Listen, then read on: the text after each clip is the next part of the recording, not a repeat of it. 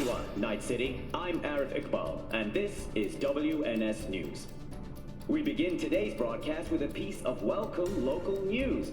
Next year, Night City will play host to a Japanese festival of culture. The lineup of activities will include anime brain dances, a concert series featuring the year's hottest Aidoru, as well as culinary workshops. The festival's headlining sponsor is the Arasaka Corporation. To them, I offer my own personal heartfelt arigatou gozaimasu.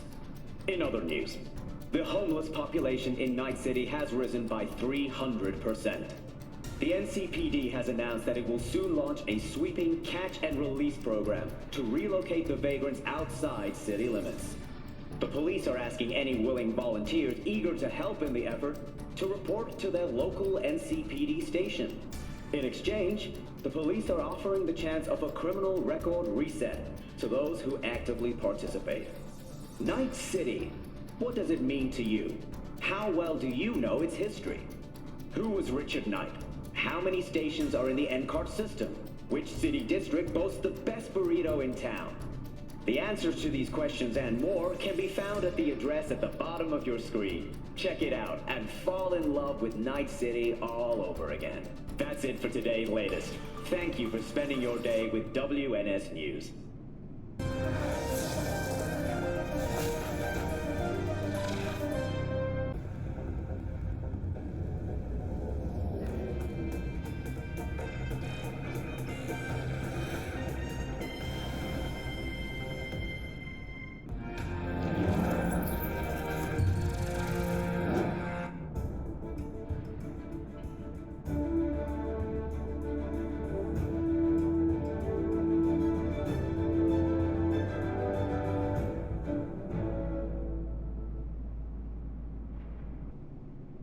Welcome to N54 News. I'm Jillian Jordan. We begin now with your latest local news. The 54th anniversary of the AHQ disaster is fast approaching. In 2023, Night City was shaken to its core by the detonation of a tactical nuclear bomb in Arasaka's NC headquarters. 12,000 were killed instantly by the blast, and thousands more later succumbed to acute radiation sickness. This tragic incident, which some ultimately attribute to Arasaka's wanton imperialist tendencies, has forever left a mark on our city's history. And now, an important message for Watson residents. The homelessness problem plaguing the district's sewer system will be addressed as fumigation of the tunnels begins tomorrow. Due to the use of potent neurotoxins, Watson residents are urged to stay clear of storm drains and sewer entrances to minimize risk of injury and death. Next, is it the end of eastbound traffic jams on the I-9? Long-awaited repairs to Ring Road East may begin as early as next month. Estimates put investment into this major artery at close to 20 million euro dollars, with priority being placed on efficiency and anti-nomad barriers. And that is it for your latest local news. After the break, we have a look at our world report.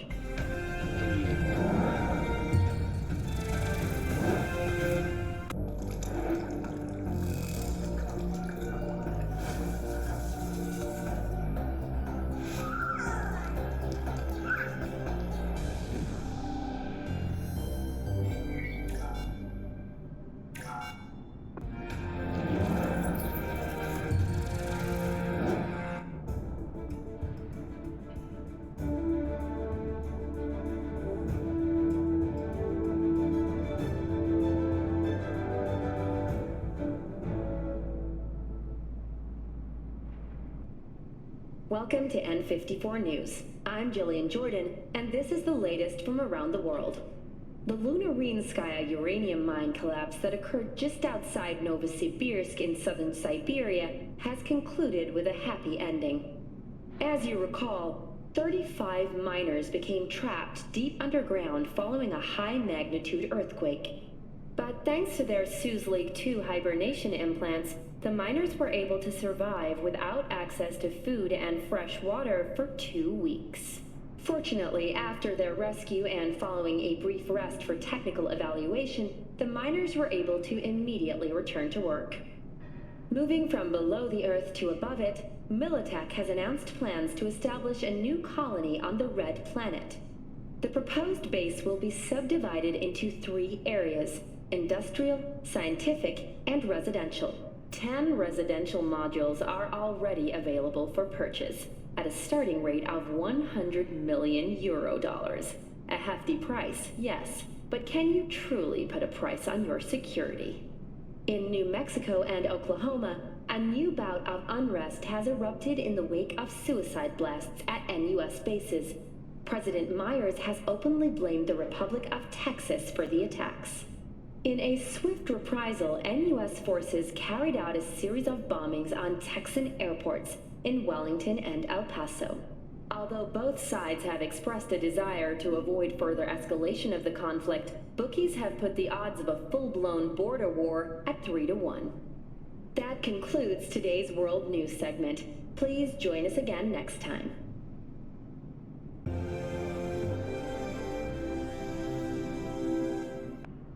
You know that feeling when you get thrown back into your seat and your eyes start tearing up? You know what I mean. The experience of pure, unadulterated speed. If achieving that isn't your goal in life, then you might as well just change the channel. And if it is, well, let me tell you about the Quadra Type 66. The meanest, leanest, sleekest machine this world has ever seen. And wait till I tell you what's hiding underneath that gorgeous body. We're talking 370 engine, 550 horsepower, and 430 foot-pounds of torque. With that kind of power at your feet, a split second is all it takes to spin out of control. Every little micro adjustment counts. The only thing stopping this baby from flying off the tarmac is a grade A driver or the right implants. Lucky for us, the Quadra Type 66 is compatible with most firmware on the market. And oh my, the interior! You would almost think you're sitting in a fighter jet instead of a car. Except, even a fighter jet's got nothing on the Quadra in terms of style. Just look at this upholstery, at the dashboard. You can feel the designer's passion in every square inch. Now, even though the Quadra Type 66 is getting on in years, this foxy dame still routinely puts the most modern and priciest machines to shame. Think of it like a fine wine. It only gets better with age. And it'll still get you drunk off speed. Give the Quadra Type 66 a chance. I promise she will not disappoint.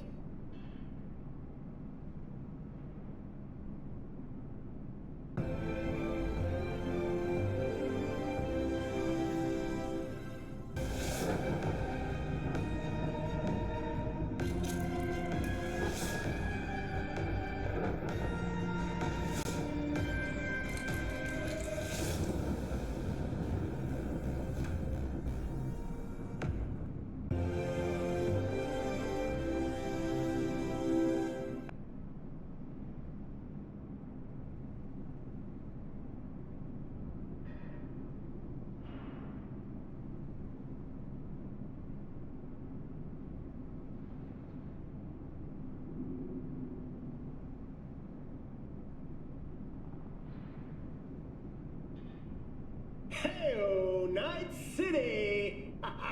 I'm Josh Kevorkian, and your business is my business. Huge news from Tokyo today. The Nippon Daily News has revealed a secret Arasaka project called Relic. Rumors had been swirling for a while about some sort of groundbreaking new tech, but even the biggest names in stocks had no clue what was coming. According to reporters from Nippon Daily News, the Relic is a biochip onto which you can transfer someone's, well, what? Consciousness? Mind? Soul? This chip contains a person's neural engram, as it's technically called, which you then connect to your own interface and voila! Now your brain has company. Can you imagine? Your mom dies at Christmas dinner. You pop her engram back in your head, and you pick your conversation right up where you left off.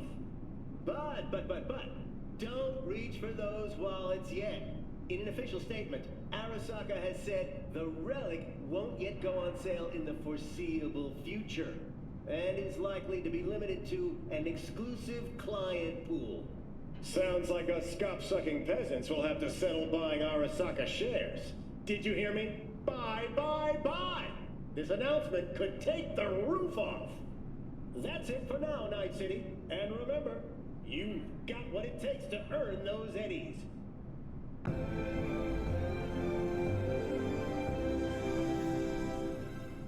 In a city tingling with desire, Watson horror. New episodes every Wednesday at 10. Only on WNS.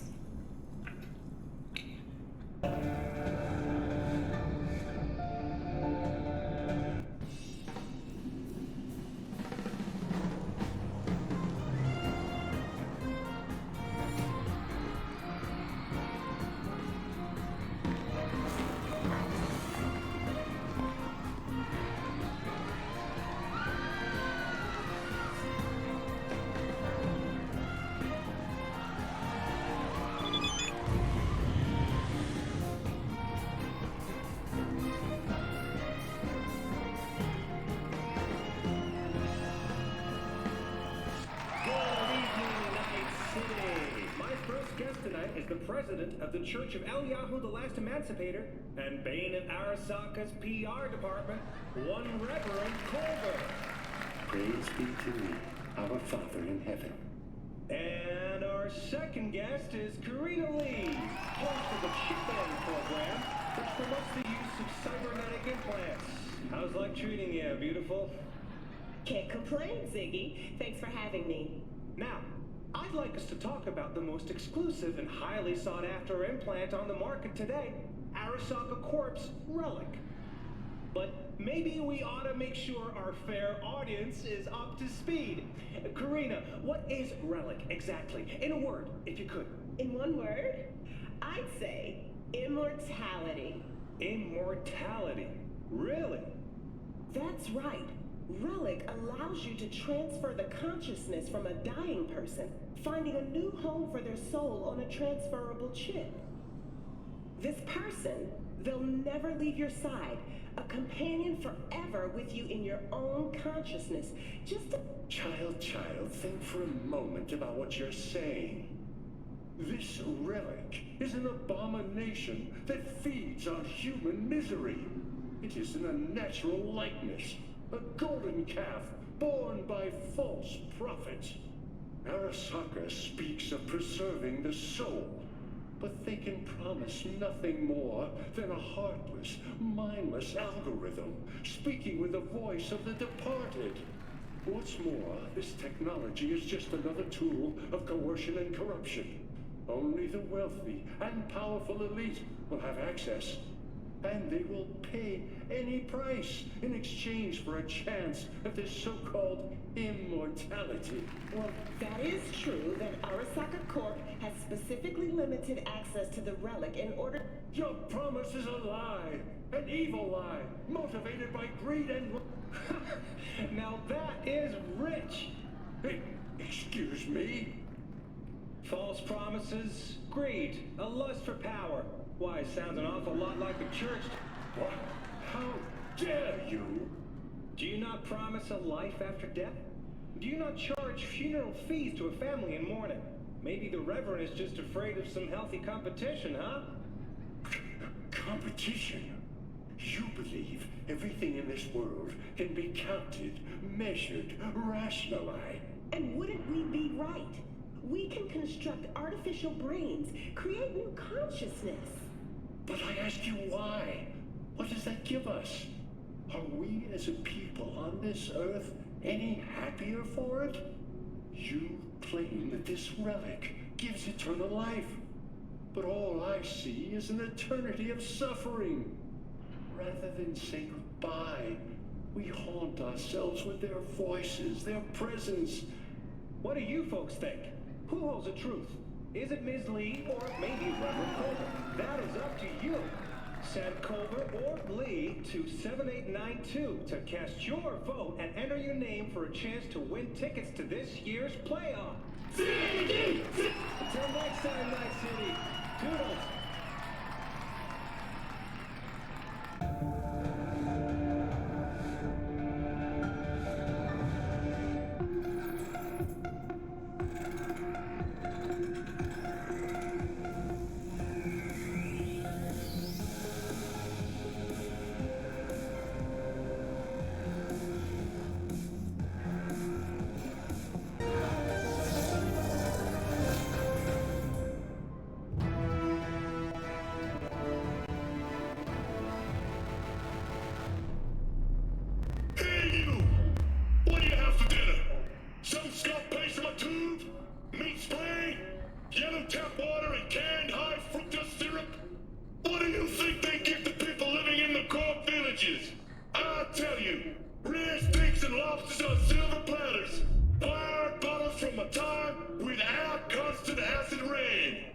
You'll say it's always been this way. The rich and the poor, the miserable and the contented. At least back in the good old days, everyone was equal in the face of death. The fates snipped your thread, and Charon took you across the river Styx for a single oboe. My, how things have changed. The rich have boosted their lifespans by years, decades, even centuries. They swapped their organs for implants, cured cancer with nanites, exchanged their wrinkles and flaps for syn-skin. But oh no! They won't stop there! Arasaka's made a new biochip! Relic, storing a real human being's consciousness, their memory, knowledge, everything but their flesh and blood. But what's a body nowadays if not a dry, disgusting cocoon from which our real selves, enhanced, modified, immortal, are supposed to emerge? It's the end of death! That's what the Relic is! The top 1% of the 1% are using it to build their own paradise on Earth. Except, instead of St. Peter, there's a terminal showing the price of your soul. And what about the rest of us gray, ordinary night citizens? While they're living in their pristine glass skyscrapers on New Olympus, we'll be eating shit off the streets. This is it! Our final stop before we sleepwalk over the cliff! Wake up, people!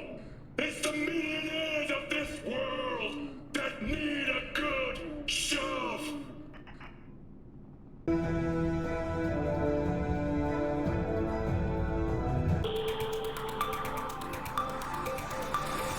My name is Arif Iqbal, and this is WNS News. We have a breaking development for today's international news segment, or should I say, interplanetary. In a daring orbital heist, millions of Eurodollars worth of goods were stolen from Galileo. The thieves docked with the station during a solar storm, which temporarily blinded radar systems, then breached the hull of an orbital air laboratory. The space pirates, as some have dubbed them, made away with several experimental prototypes. Their current heading is unknown, but the ESA has offered a generous reward for any assistance in apprehending the suspects. Back on Earth, a story of optimism emerges from Detroit. The Motor City, formerly infamous for a century of economic decline and squalor, has at last reached its new golden age. As good fortune would have it, the city's numerous landfills, abandoned buildings, and industrial zones are rich in rare resources, now highly valued in today's economy. Thousands of migrants have caught junk fever and set their sights on the city in the search of electronics manufactured around the turn of the century. Undeterred by hazardous conditions and gang violence, these pioneers truly demonstrate the beauty of the American entrepreneurial spirit. Today's closing story. Singhad Studios has announced a new way we, as a society, can care for our elderly. Rather than place our infirm elders in an expensive care center on the other side of town, we will soon be able to connect them to the SilveerDays system. SilveerDays is an advanced feeder unit adapted to the needs of our eldest relatives. The all-inclusive system consists of a catheter, aspirator, IV drip, nutrition tube, and most importantly, a next-gen brain dance wreath. Your loved ones will be able to forget the worries of today and return to the simpler times of their youth, all reconstructed from your own personal family archives. Don't waste another minute. Pre-order SilveerDays now to receive a 10% discount. And I wish you all a bright and shiny day. Thanks for tuning in to WNS News.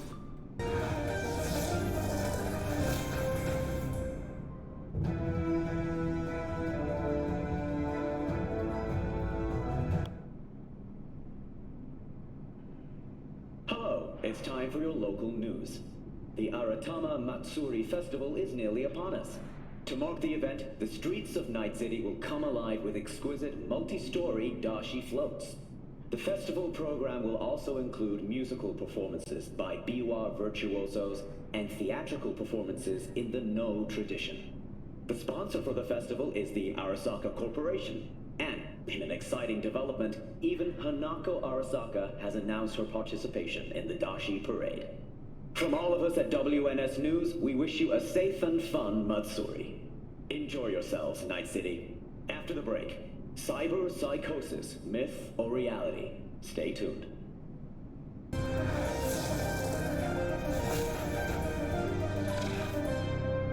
Yo, my tubers, shroomers, and fumers! Mr. Whitey here. Drop that milquetoast kibble and rush to the nearest store for a taste of sweet, sweet, sweet clean speed.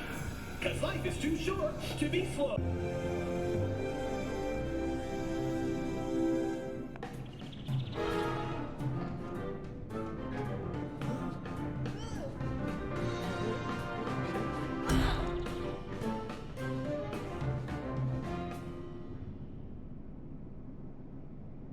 Welcome to Safe and Sound. My name is Sergeant Dobbs, and today I'll tell you how to survive a cyberpsycho attack. While out shopping, our friend Mr. Puggins suddenly hears screams and gunfire. His first instinct is to run for the nearest exit, but that would be a very bad idea. Your average cyberpsycho which means no sure thing. So, how can Mr. Puggins stay safe? He should quickly search the area for the nearest ADU, or Automated Defense Unit, and find shelter as close as he can. All ADUs are clearly marked, so you can't miss them. The ADU will activate when the first shots are fired. Its job is to protect civilians. Impossible to neutralize the crazed attacker. Mr. Puggins should stay in cover while the ADU is active. If he's not careful, he could be the victim.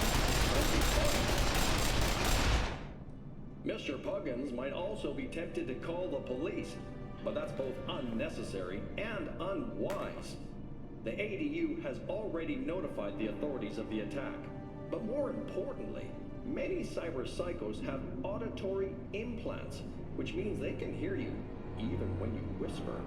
When the police finally arrive at the scene, Mr. Puggins should not speak to them unless spoken to, and should not make any sudden movements. NCPD officers are trained to any unexpected sound and activity in high-risk situations by using live ammunition. As with the police, if trauma team medics arrive at the scene, Mr. Puggins should not speak to them or approach them. They are only there to extract trauma team policy holders. Similarly, corporate security will only defend their own employees. All others at the scene will be treated as potential obstacles to ensuring client safety.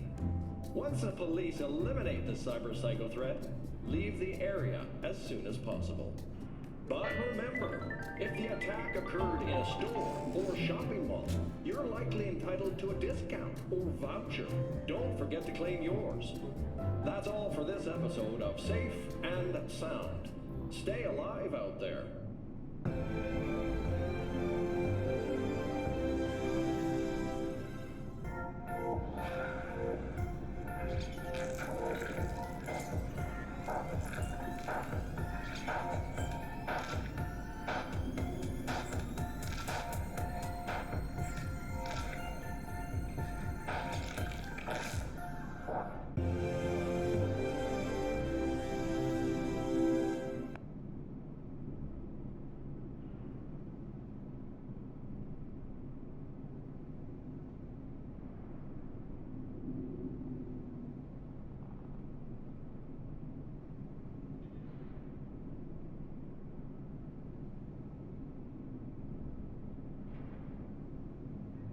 Hello, Night City. As always, your business is my business. Today, we crack open and dissect more technologies, the industry leader in full-body conversion. Not long ago, Moore released its newest class of high-grade implants, the Brighthorn K Titanium Skull, Eiger T Bone Series, and the Hausstock-W Arm Series. Meanwhile, their first major success continues to rake in steady sales. The LISCAM-C immunological override system has proven an essential buy for cyberware enthusiasts everywhere.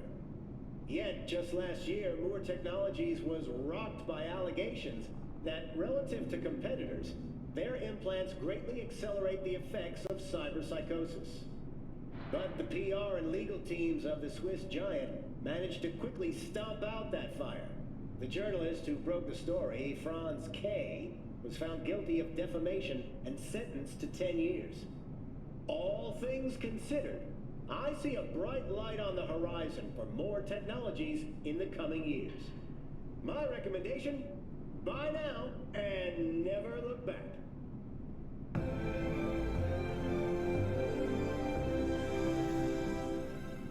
When a phantom witch leads to a fatal system error, or a body, install at your own risk.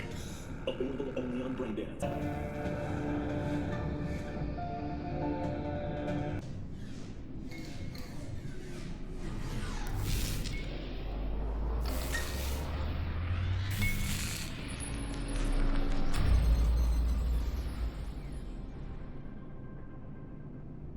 What up, Night City? How we feeling today? 'Cause I feel amazing.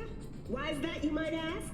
Well, it just so happens your girl just got a prototype of Moore Technologies' latest beaut.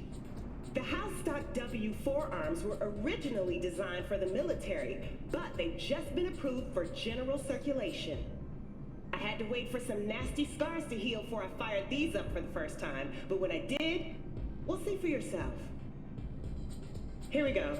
Accept, blah, blah, blah. Okay, it's ready. You guys recording? Sweet. 3, 2, 1, go.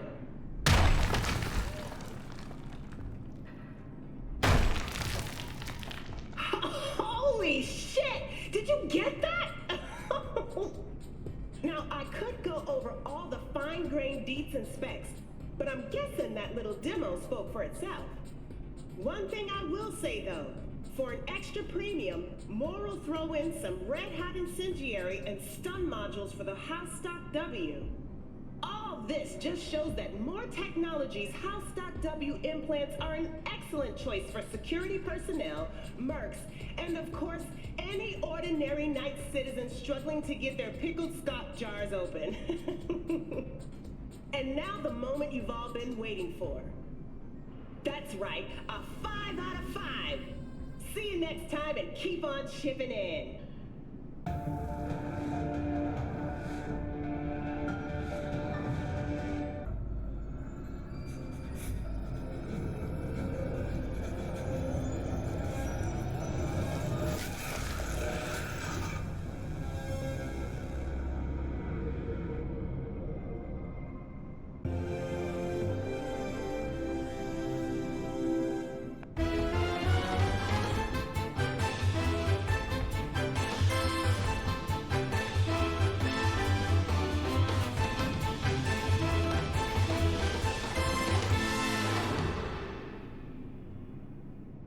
You folks been watching the news? Seems Rhyne, CTO of Moore Technologies, caused his limo to crash into a school bus, killing 10 kids. Levok was arrested on the spot and taken into custody where he'll await trial. He's likely to face up to 40 years in prison. Just kidding, he's way too rich for that. No, Roy hasn't been charged with anything. In fact, later that evening, he was at a charity event in City Hall to raise money for the children harmed in the accident. Again, kidding! Oh god, so naive. It's like people never even watch my show. Honestly, who cares about some snotty-nosed brats? The fundraiser was run by Councilman Gonzalez's election committee. But, Roy did express his deepest sympathies for the victims' families.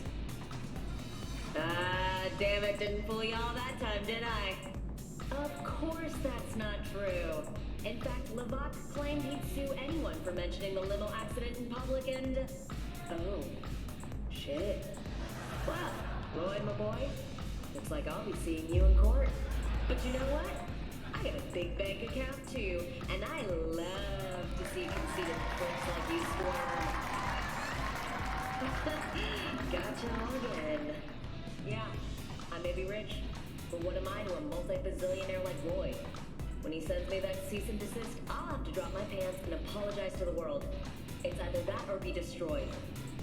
Night City doesn't have superheroes, folks. And I think I'll end today on that. Good night.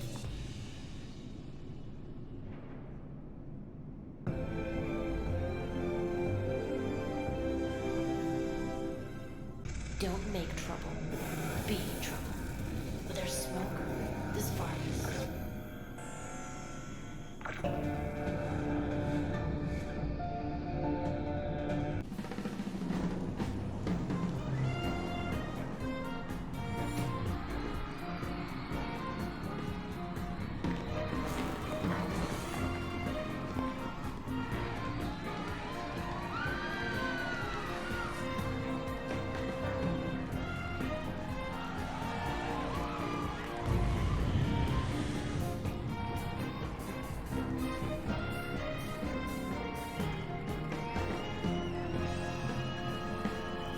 Good evening, Night City! Joining us tonight is a doctor specializing in psychiatry and cybernetics. Spoiler alert, he's a smart guy. Please welcome Ivan Guerreiro! I'm truly flattered, Mr. Q. Greetings to all in Night City. Am I right in saying you're a cyberpsychosis therapist? That's correct. So how are things in the Mac stack? Good one, Mr. Q. I actually work in the Oak Ridge Hospital. Well, you sure are a funny guy, Ivan. Let's go back to basics, shall we? Just what is cyberpsychosis? It's a spectrum of psychological disorders caused by cybernetic implantation. But look, I've got 7 implants myself, and I haven't completely lost my mind, though my ex-wife would probably disagree. Everyone has their own breaking point. Some patients get symptoms after their first implant. Others remain in perfect psychological health even after what we call a full-body conversion. Fascinating. So tell us, Doc, what causes cyberpsychosis? Well, it depends on a lot of things, but the most vulnerable are undoubtedly those who display antisocial tendencies. What if implants aren't the real problem? I mean, sooner or later, wouldn't those kinds of people snap by themselves? Interesting question, Mr. Q. In all fairness, there are prominent voices in the scientific community who claim we're confusing correlation with cause and effect. Some go even further and say that cyberpsychotic attacks are a manifestation of societal degradation, like mass shootings once were. Only difference now is that people don't just have a gun. They've got implants to murder others. And what's your personal opinion, Ivan? I'd start by saying that there's an indisputable connection between cybernetification and psychological disorders. We've seen this with rats. When we replace 1/3 of their body with cybernetic equivalents, they become 5 times more likely to display psychotic tendencies than the control. Sheesh! Well, I just hope I don't meet any of those cyber rats on the subway. But, and I can't stress this enough, disorders are a product of one's cultural surroundings. They don't necessarily lead to violence.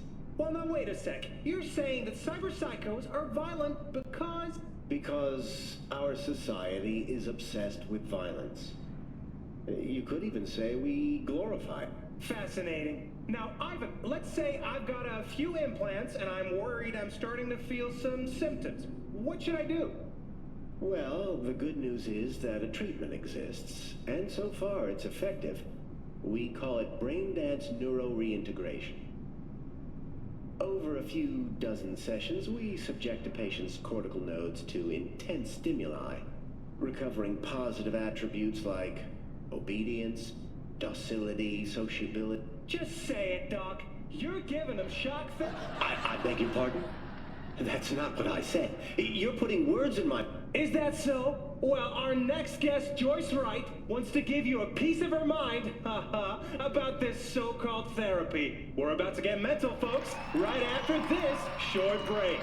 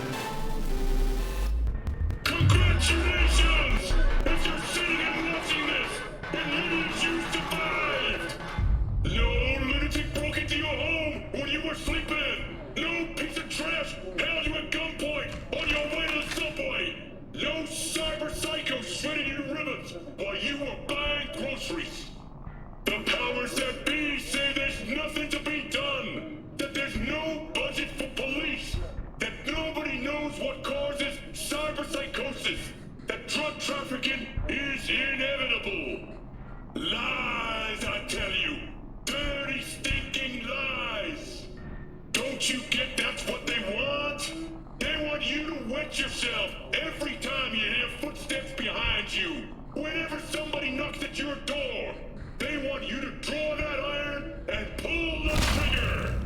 But do you know what they're afraid of? Trust. Trust between neighbors, citizens, because that's what's stopping us from being allies instead of enemies. Our society is broken. We're a heap of depressed, lonely, ego-obsessed individuals, and so we grab on to anyone who offers us a fantasy on a chip, a dream of a better life. We need to learn how to talk to each other, how to stop being afraid, how to trust. Remember, change starts from within.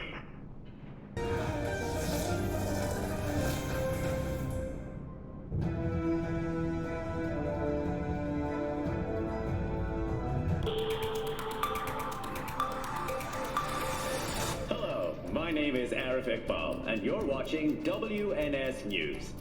The 27th Annual Conference of the Implant Manufacturers Association recently came to a close.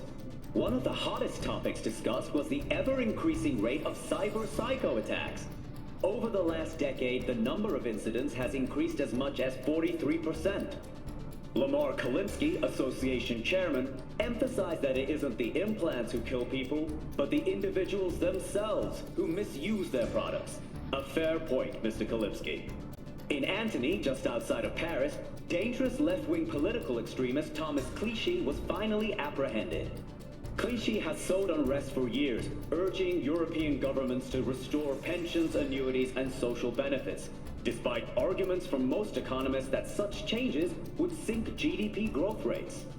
Clichy faces up to 40 years in prison and is subject to brain dance rehabilitation therapy. In the world of shipping, many ask, when will our oceans be open to us again? In the wake of the Red Decade, key shipping channels remain littered with undetonated explosives, and rogue autonomous submarines continue to attack freight vessels on the open seas. With shipping restricted to ground and air, transport costs have ballooned by more than 3,000%, which in turn has severely slowed the global economy. The governments of the world must step up to the task of opening our oceans for business once more. Call your representative today. Thank you for tuning in to WNS News. See you next time.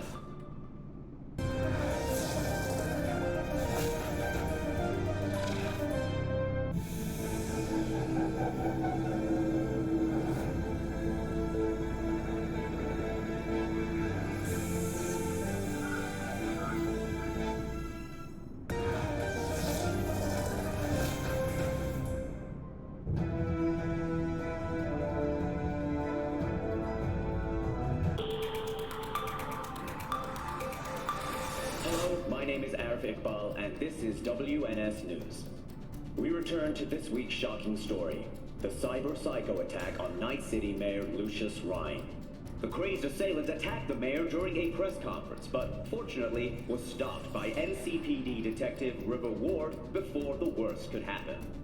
Celebrated by the press as Super Cop, today Ward was given the Medal of Merit by the mayor.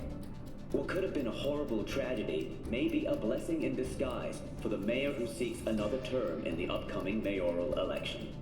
According to the latest polls in wake of the attack, Rhyne's lead over his opponent Jefferson Peralez has jumped from 12 to 19 percentage points. We'll be right back with more local news.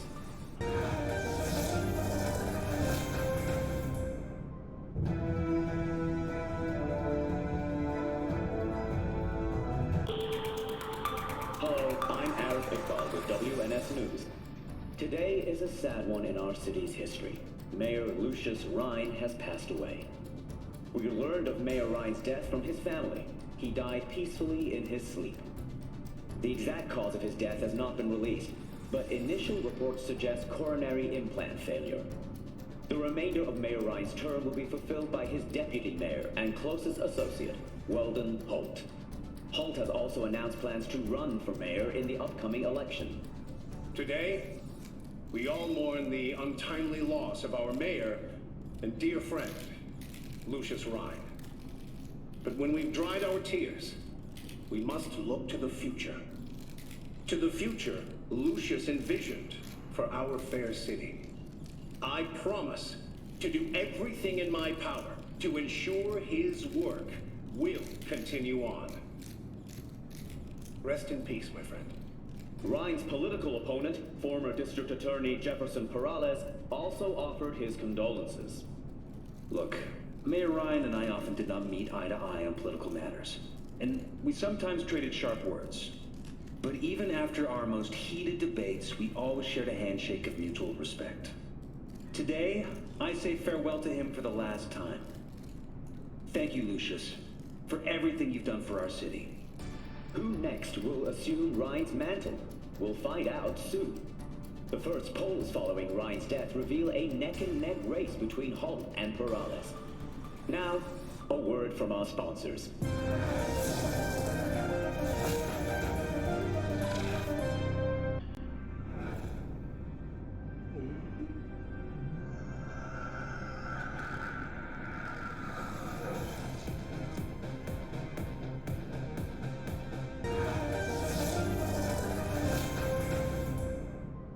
But we cannot forget, corporations are Night City's largest tax base, contributing €700 billion last year alone. A large sum, yes, I won't deny that. But just what % of their profits does that amount to? Oh, Jefferson, please. I don't think we want to bore our viewers with the nitty-gritty of the tax code. Don't worry, Weldon. I'll take the blame if we bore anyone this evening. What % of their profits did the city's 20 largest corporations pay? I'm afraid I'd have to consult. 0.7%. That's what they pay. Zero. Gentlemen, I'd like to remind you not... Do you truly believe this amount is fair and equitable? I won't be bullied by your accusations and finger-pointing. Yes, taxes are low, and that's good. When corporations prosper, so does the community. And that's especially true for you, isn't it, Weldon? How much was it your campaign received from the Kangtao Corporation? Well, maybe you'd care to tell us how much money you keep on the Cayman Islands. I don't know how many times I have to explain. My accountant acted without my permission, and as soon as I found it... Without your permission? Do you take me for an idiot, Peralez? Please, please. Let's keep this debate civil. On that, I think everyone will agree. We'll be right back with our coverage of the mayoral debate.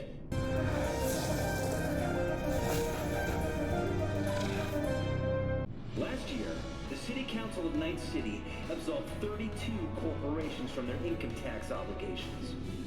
Among them were Kangtao, Arasaka, More Technologies, and Dialogue. Put together, the gross income of these companies runs in the tens of trillions of euro dollars. The catastrophic City of Opportunity bill passed 99 to 1 against. I was that one voice of dissent. Do I need to show you what'll happen to this bill if you, the people of Night City, choose me as your mayor?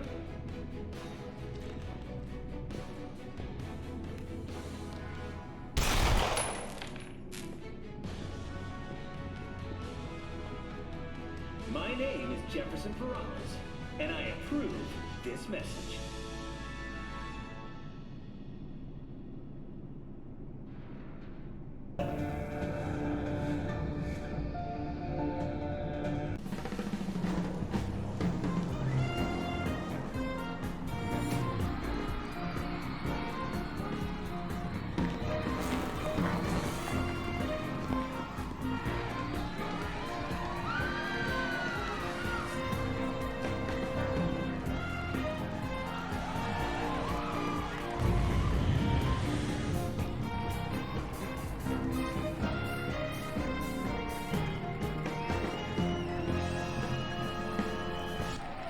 Welcome back to Night After Night. I'm Ziggy Q, and we have a special guest tonight. He wants to be your next mayor, Mr. Jefferson Peralez. Hi, Ziggy. How have you been? Me? I didn't think you'd care. About me or any of us, for that matter. Let me refresh your memory.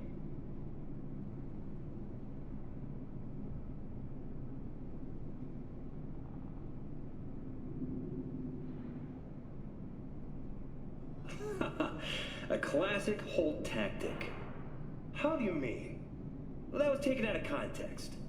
I was responding to a question about my love for the city, and how I differ from your average CEO, whose only goal is a fatter paycheck.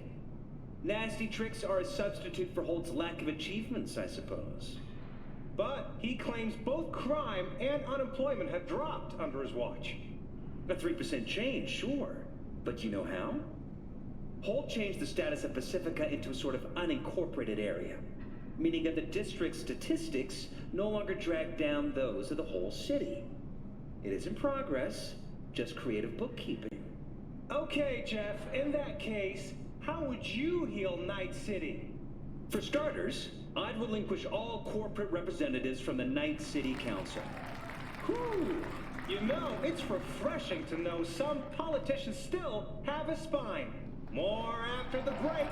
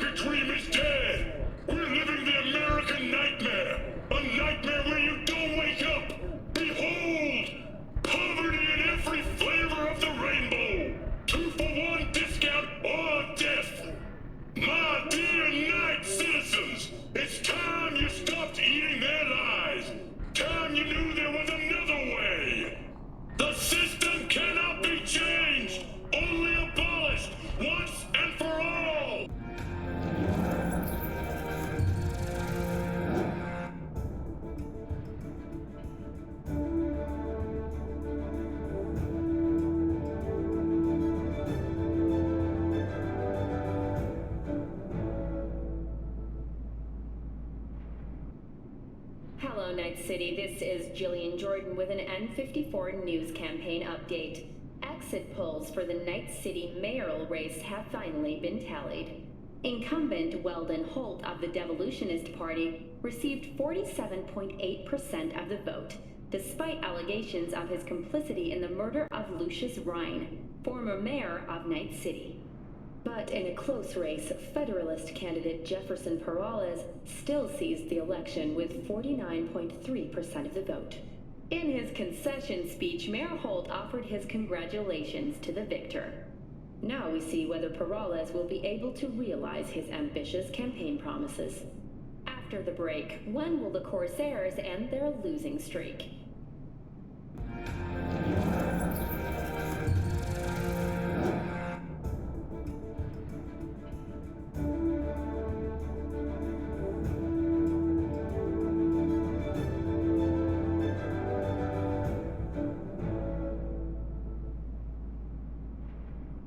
Hello, Night City. This is Jillian Jordan with an N54 news campaign update. Exit polls have finally been tallied. Incumbent Weldon Holt of the Devolutionist Party received a paltry 27.2% of the vote. His campaign floundered following charges filed against him in a murder investigation of Lucius Rhyne, former mayor of Night City. Federalist candidate Jefferson Peralez won a resounding victory with 70.7% of the vote. In his concession speech, Mayor Holt offered his congratulations to the victor. Now we see whether Peralez will be able to realize his ambitious campaign promises. After the break, when will the Corsairs end their losing streak?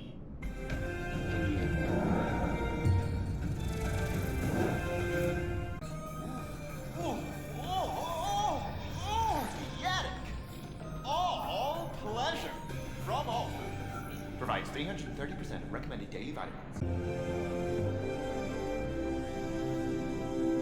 Imagine you're sitting on a pile of eddies. A room full of eddies. A swimming pool. A football stadium. Now take that and multiply it by 100.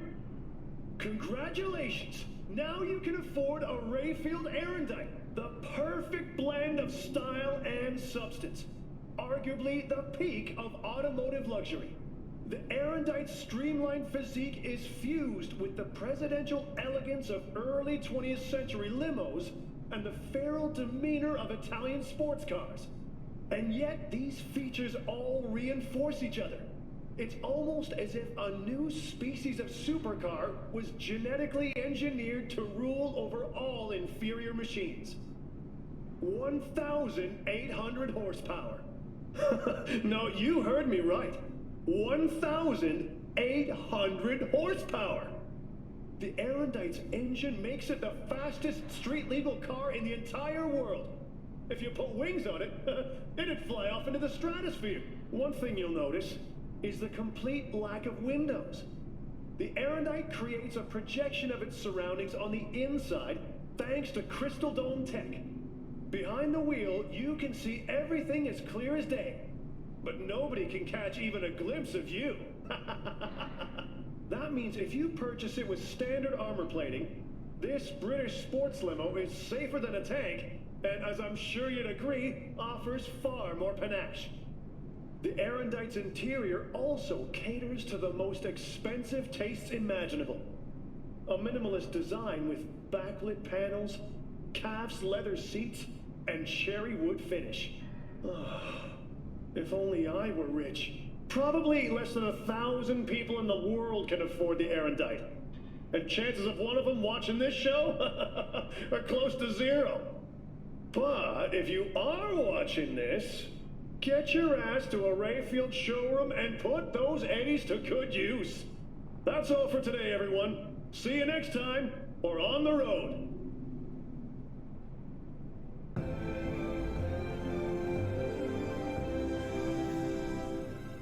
Rage! Fury! Carnage! Brood! Follow your instincts!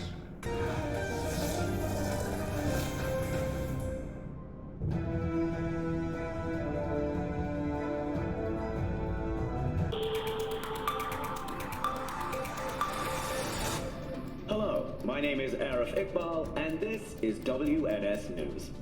In today's international segment, reports of hardship have emerged from Alaska. According to the Incorporated Press, corn harvests have dropped by 80% from last year's yields, the result of catastrophically heavy rains and floods plaguing the region. Local authorities are under obligation to provide nearly 80 million bushels of their crop to Biotechnica, the engineers behind the frost corn hybrid species. The city of Juneau now faces a difficult choice of whether to honor the agreement, causing severe shortages in Alaska, or break the contract and forego next year's seed corn delivery from Biotechnica. Whether you believe Alaskans deserve humanitarian aid, or perhaps a lesson in self-reliance, cast your vote at the address below. Freak accident or targeted attack. Nano-bees terrorize the residents of Milan. Eyewitness accounts tell us 7 million of the Fenghuang nanobots suddenly ceased their pollination functions and buzzed straight for the Lombardy capital, though the cause remains unknown. The nanobees infested several buildings and moving vehicles, causing numerous reported accidents. The mayor of Milan, Lorenzo Ricci, announced the formation of an investigative committee to determine the cause behind the bizarre phenomenon. Ever dreamed of being a head of state? Now may be your chance. Luxury real estate firm No Limits at All has announced another 15 artificial islands, available for sale now.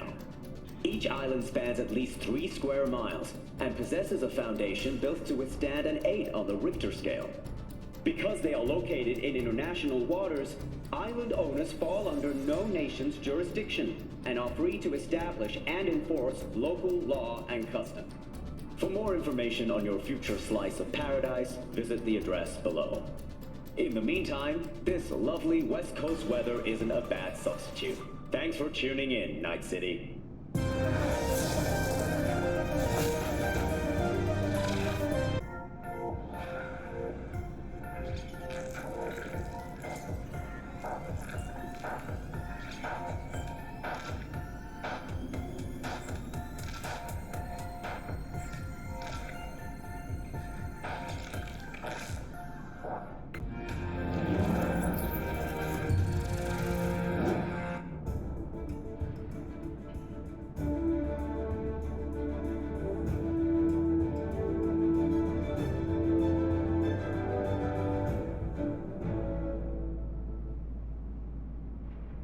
Welcome to the N54 News World Report.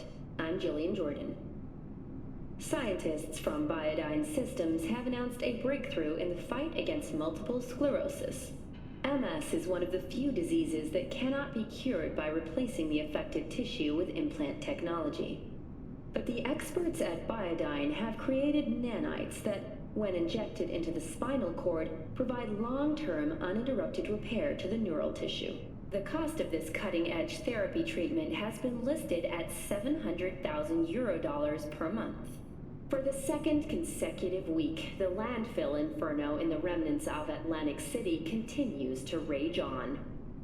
The 10,000-acre dumping ground ranks among the world's largest and contains both toxic and biological waste. Already 7 firefighters combating the blaze have died, and another 40 have suffered from severe burns and toxin exposure. The Swedish Academy Award for Literature has announced its latest recipient, Virginia Grantchester, citing her most recent book, In the Shade of an Apple Tree, as a treasure of this generation. Grantchester, who is an AI created by Raven Microcybernetics, has been lauded for several of her works over the years. Her first novel, Requiem for a Samurai, which was published in 70 languages simultaneously, sold over 3 million copies. In the Shade of an Apple Tree is a drama set in 20th century Ireland and is already considered a masterpiece of post-collapse literature. This has been your World Report. Thank you for tuning in to N54 News.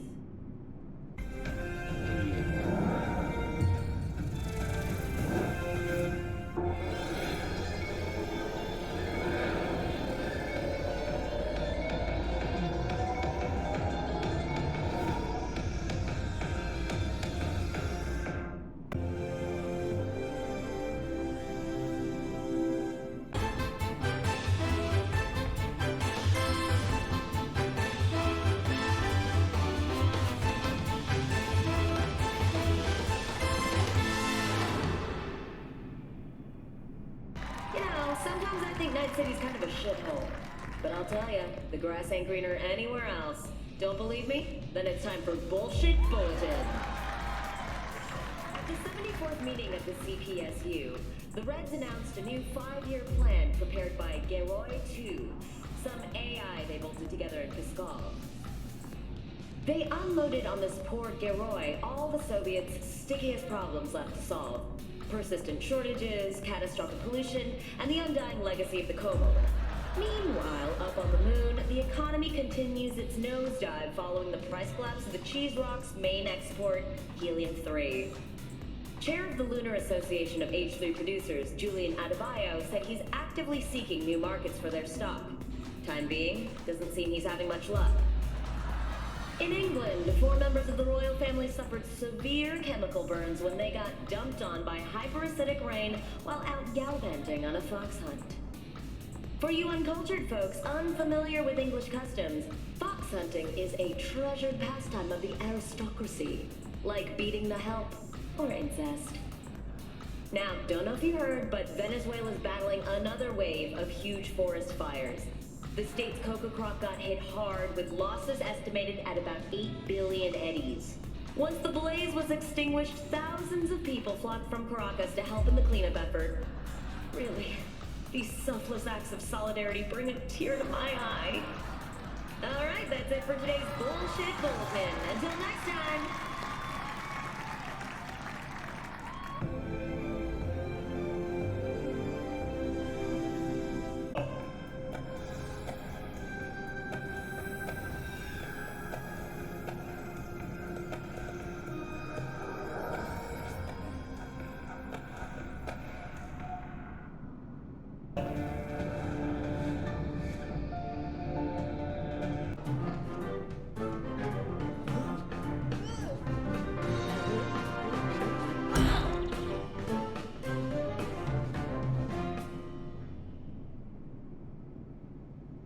Welcome to Safe and Sound.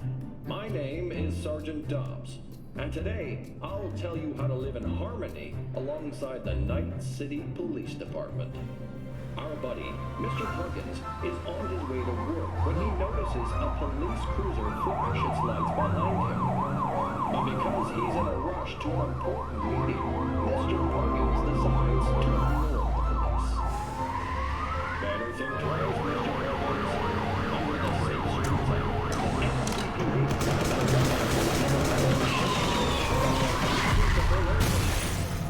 Let's give him another chance. This time, he promptly pulls to the side of the road and knows to turn off his engine, rest his head against the steering wheel, and place his paws behind his head. As the police officer approaches the vehicle, Mr. Puggins decides he'd like to ask why he's been stopped. Wrong again, Mr. Puggins. It's the police who ask the questions, not you. Remember, never speak or make eye contact with an NCPD officer unless told to do so. The officer tells Mr. Puggins to step out of the vehicle, but he only moves to stand next to the car. That's not gonna cut it. In this situation, you must lie down with your face to the ground and paws behind your head. If you don't do this on your own, the officer will be forced to assist you. Excellent. The officer has finished his search, and everything appears to be in order. Mr. Puggins is free to carry on. But before hitting the road, don't forget to extend a small token of your appreciation for the police officer's service. Always follow this advice to enjoy a safe and problem-free relationship with your local law enforcement. That's all for this episode of Safe and Sound. Stay alive out there.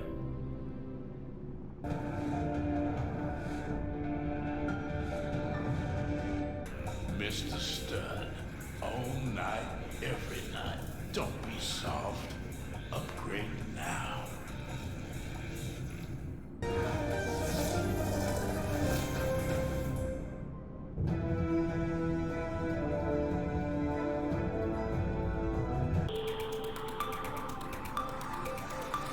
Hello, my name is Arif Iqbal, and this is WNS News. Today's story. A routine roadside inspection led the NCPD to the trail of a dangerous abductor and murderer. The incident occurred at the intersection of 7th and 15th Avenue. The following police footage was captured at the scene.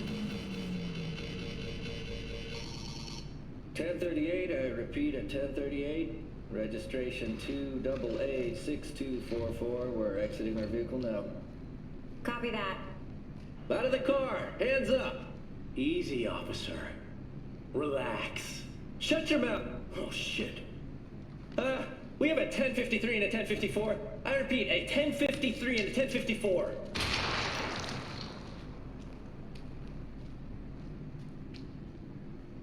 The boy from the footage is LeVar Martinez, age 17. His parents reported his disappearance over a month ago. Unfortunately, LeVar's life could not be saved. His body could not withstand the severe septic shock he suffered. Autopsy reports revealed the teenager was given dangerously high levels of hormones, anabolic steroids, and stimulants. The possessions and genetic material of 7 other missing teens were also found in the car, belonging to one Anthony Harris. Unfortunately, their fates remain unknown. Although the criminal widely known as Peter Pan survived the gunshot, he has not regained consciousness, making interrogation impossible. Please stay tuned to WNS News for developments in the story.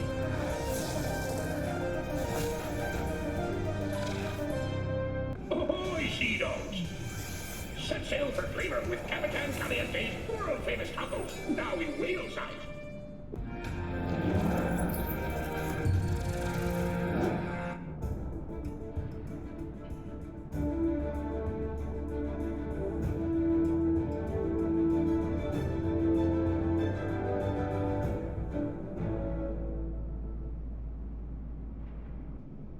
Hello, this is N54 News with a breaking development. The story of the teens abducted by Anthony Harris, known also as Peter Pan, has reached a happy ending.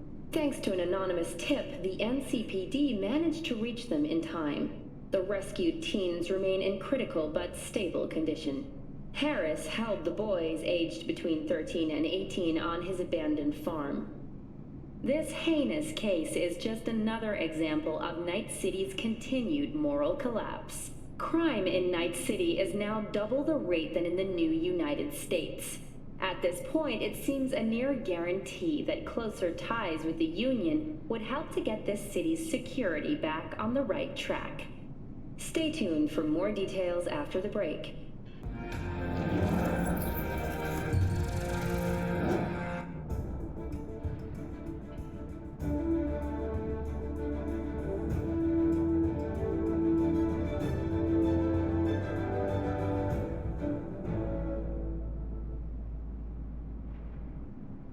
We have a breaking development in an ongoing story. A tragic end in the search for young teens abducted by Anthony Harris, also known as Peter Pan. The NCPD did not manage to locate the abducted boys in time to save their lives. They were found on an abandoned farm, dead from dehydration and exhaustion. The case of Peter Pan has proved yet another example of Night City's moral collapse. Crime in Night City is now double the rate than in the new United States. At this point, it seems a near guarantee that closer ties with the Union would help get this city's security back on the right track. Stay tuned for more details after the break.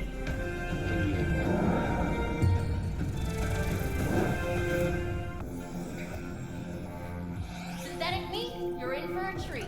Try ours today.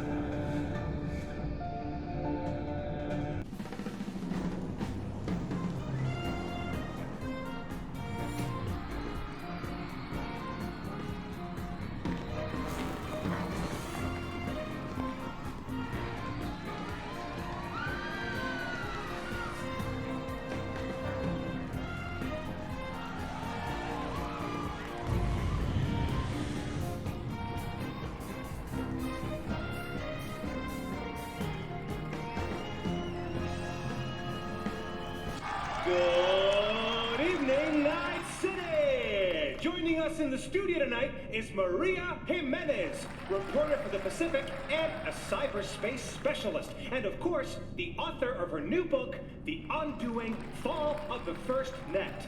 Maria, rumor has it that you were once a net runner. Is that right? Well, is it true?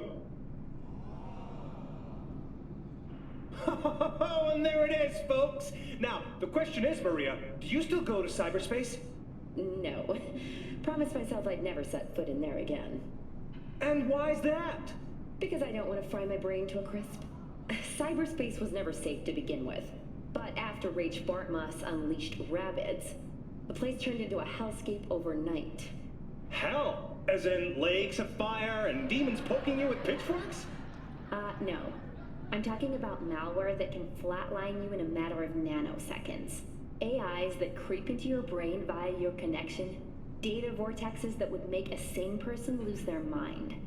Sounds spooky, but someone must still be in there, right? Probably over-chipped corpos in cryosuits using up half the energy grid. Or just crazy people. Alright, but let's say I, Ziggy Q, jack myself into cyberspace. Your brain would implode. Literally. The internal pressure in your head had increased 3 times over. Without a dedicated... Let's forget about that for a sec. What would I see in those few nanoseconds before I flatline? All depends on you. Cyberspace is data flowing straight into your brain. It bypasses all of your normal senses. Sight, touch, hearing. You'd have to visualize it somehow. Otherwise, well, you know what happens. You'd see some clouds resonating, pixels falling in a drizzle. It's hard to describe. Fascinating. And just a tad disturbing. After all, this is cyberspace we're talking about. But us ordinary netizens, we don't have anything to worry about, right? I think you're gonna have to reread my book, Ziggy. That I will, Maria. And everyone else watching should do the same. Maria Jimenez's book, The Undoing Fall of the First Net, available tomorrow in stores near you. Thanks for being on the show with us, Maria. Well, Night City, our time's up. Till next time.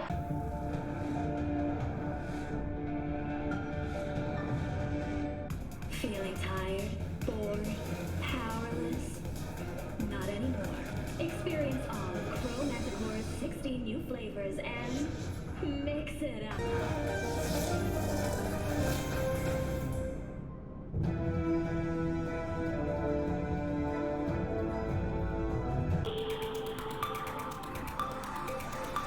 Hello, my name is Iqbal, and this is WNS News. In today's international segment, we turn our eyes towards Asia. The summit between China and India has ended with the signing of a new trade agreement.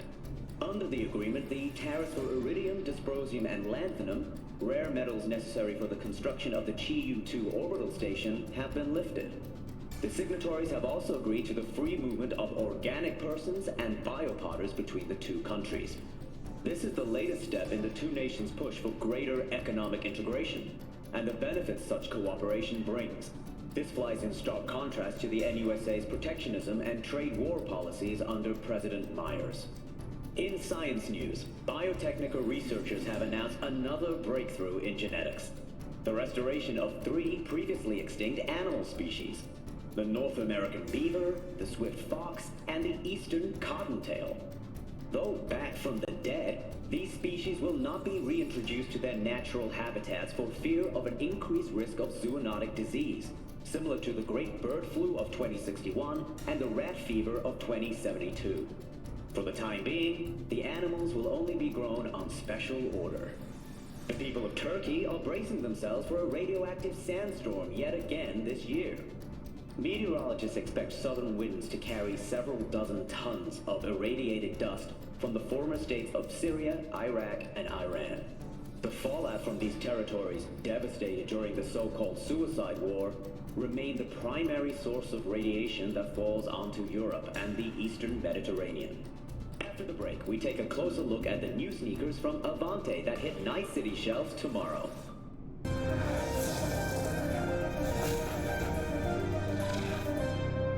Hey, you there! Yes, I'm talking to you. Are you getting what you want out of life? Let me guess. Food from a tube, rusty water from the tap, another murder outside your bedroom window. But what if you could leave all that behind? Far, far behind when you begin your journey to the final frontier. Send the word SPACE to 7299 for a chance to win a 1-week getaway for 2 at the Crystal Palace. 10 casinos, 5 pools, top-end brain dance equipment, and the best chefs in the universe. If you're looking for a taste of paradise, don't wait a microsecond longer. Send SPACE to 7299 right now. The Crystal Palace. Feel alive in the dead of space.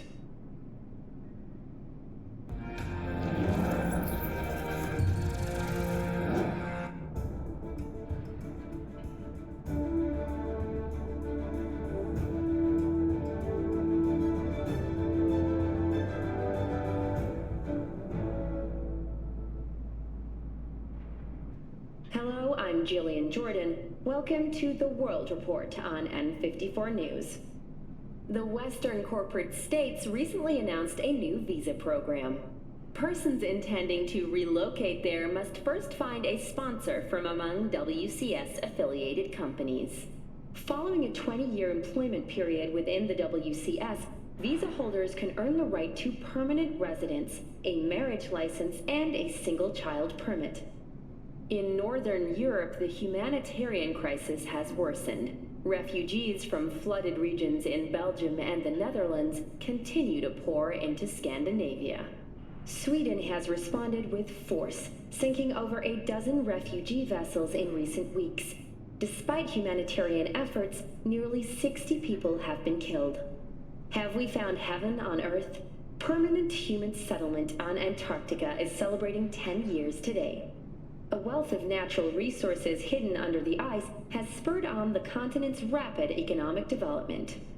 Though some environmental degradation has occurred as a result, inhabitants of the South Pole are still enjoying life as Antarctica's first dollhouse was recently opened. But perhaps most appealing to locals and newcomers alike is the astonishingly low crime level. Antarcticans enjoy a murder rate of only 70 per 100,000 residents. Thank you for watching N54 News. We'll see you next time.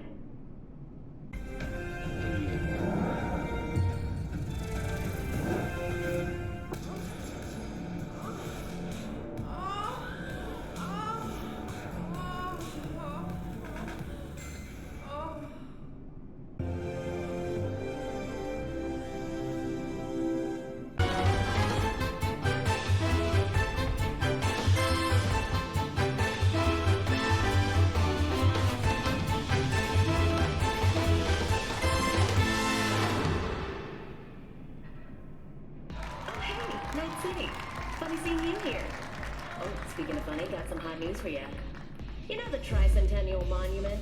That huge marble phallus getting erected in D.C.? The one to mark 300 years of independence? Well, I just got word a hurricane dropped it over before they could even finish it off. Can you imagine a better metaphor for today's America? Because for the life of me, I cannot. Actually, no. Saburo Arasaka's handsome mug chiseled into Mount Rushmore. That'd do it. Now, thought maybe I'd take this chance to deliver my own sort of, State of the Union. Nearly 100 million people live in America, half of them below the poverty line. And no, by poverty line, I do not mean the Tex-Mex border. The NUSA currently flexes its muscles as the 24th largest economy in the world, alongside other heavyweights such as Myanmar, Kumumbo, and Malawi. One of those names I made up, but I bet y'all don't know which, am I right? The American Education in Action. Alright, okay, but seriously, 23% of people in the NUS can't read or write, and 52 have difficulty. Only 33% are fully literate. Those numbers don't add up to 100, but I'm guessing you didn't notice that either, did ya? Turns out the majority Americans are just as bad with arithmetic as they are with geography. Just so we're clear, majority means more than half. Now the average life expectancy of Americans is 58. Not too bad, huh? But if we look at the median, then... Actually, I'm sorry, I'm getting word from my producer that if I start explaining what a median is, we will lose most of our viewer base. So I think it's time for my final word. And I will try to keep it as simple as possible. We are fucked, America. And I don't know how we're gonna fix it. Until next time, you beautiful idiots.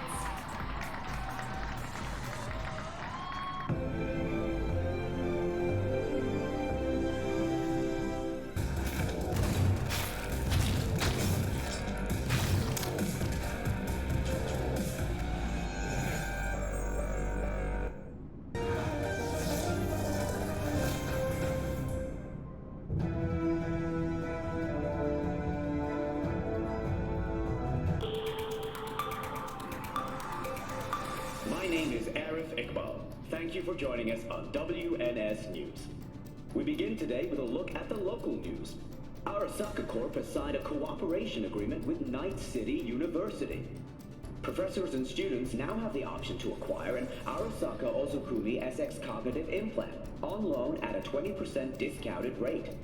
Sources tell us installation of the implant will become a requirement for all faculty and enrolled students before long. In a troubling turn, 12 fatalities have been reported in Vista del Rey. City coroners have confirmed botulism as the cause of death. It appears the common thread between all the victims is the same type of canned meat. The NCPD urges everyone to purchase meat only from approved culinary labs. Meat butchered from natural sources is likely to contain harmful toxins and pathogens. After botulism, the next bug Night City will catch is Lizzy Wizzy fever, as she announces her upcoming concert series. The world-renowned singer and artist is due to visit Night City soon. Tickets will only be available for purchase to those with a credit rating above 700. For all of Lizzy Wizzy's other fans, the concert will be available to view through domestic theater units. And that's your latest, Night City. Until next time.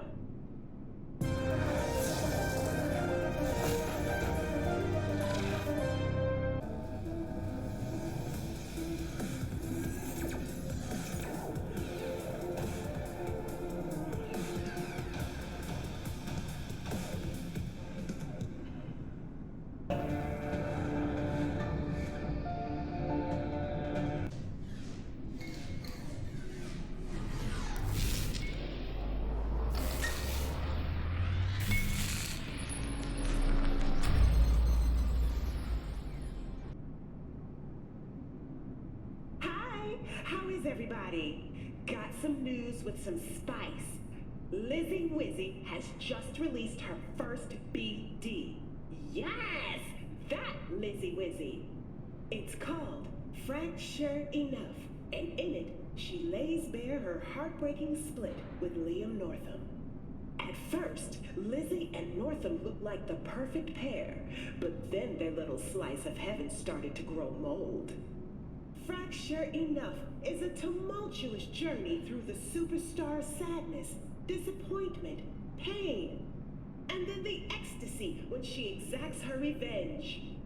When you feel Northam's body fall limp in your hands, with his hot blood streaking down your chrome skin, wow, preem catharsis.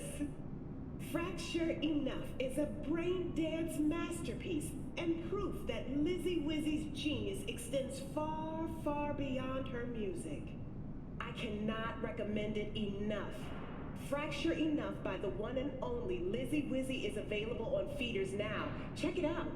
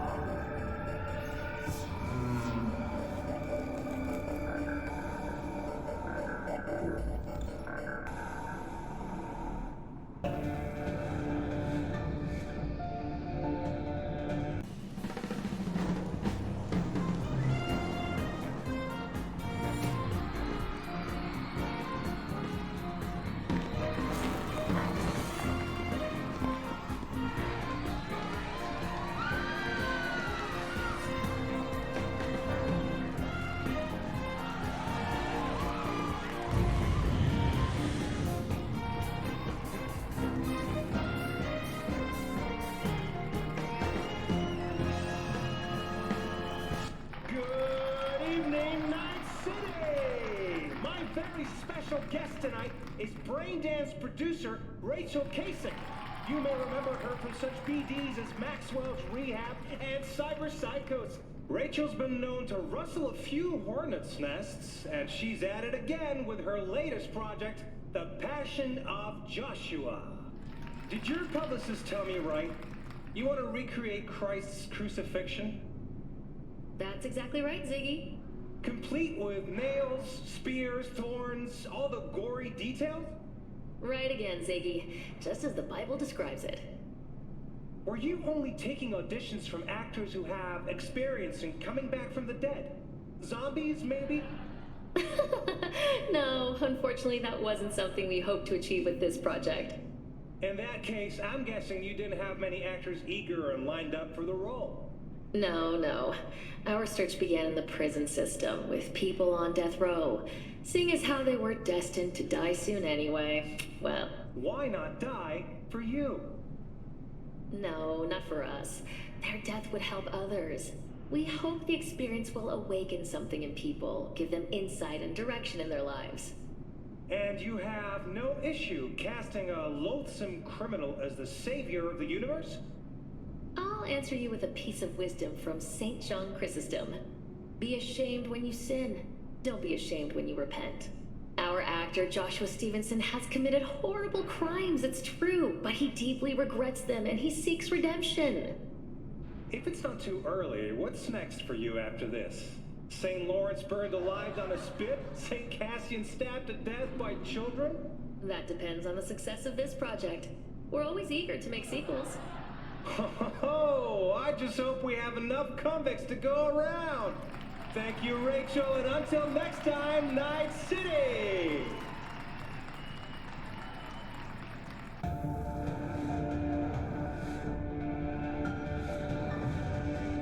Tiancha, kumquat for the soul.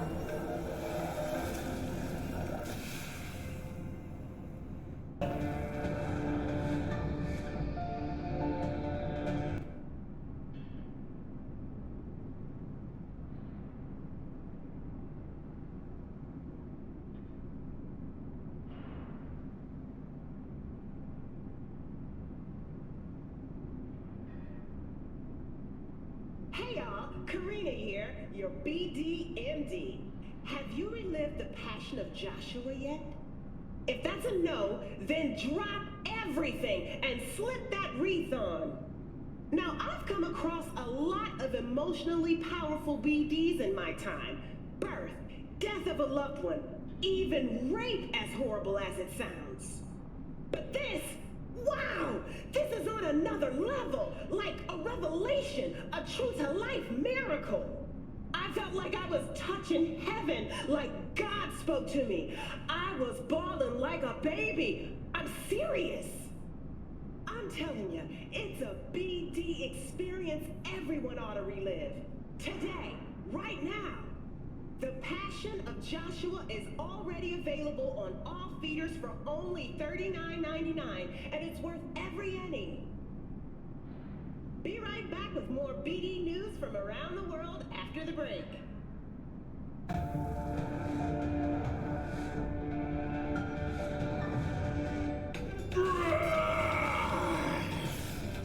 70% real blood-dripping meat. Slaughterhouse, satisfy your instincts.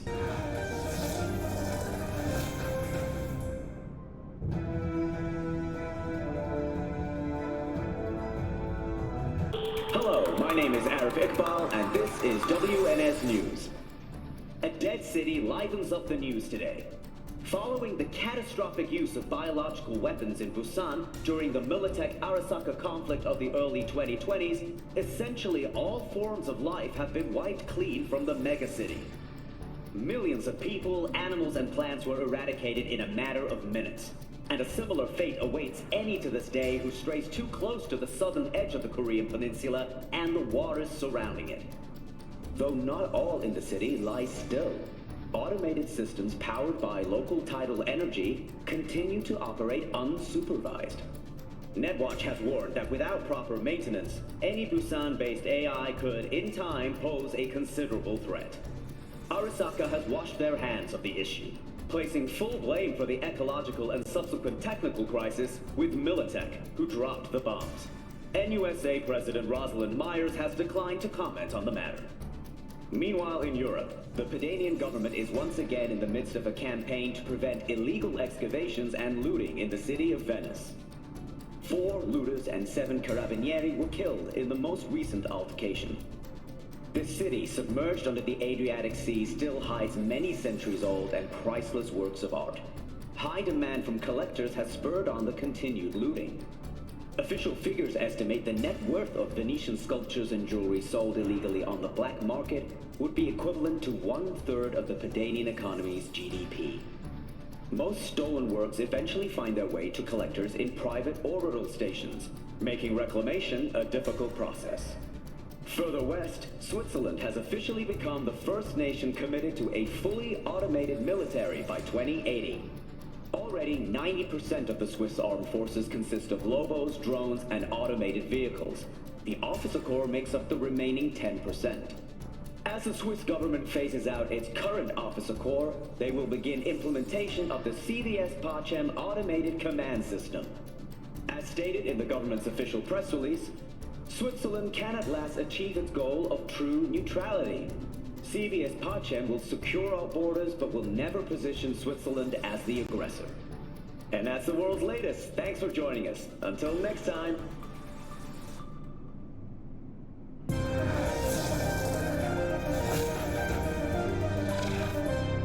Kaboom! Soyasil Machistador! An explosion of taste!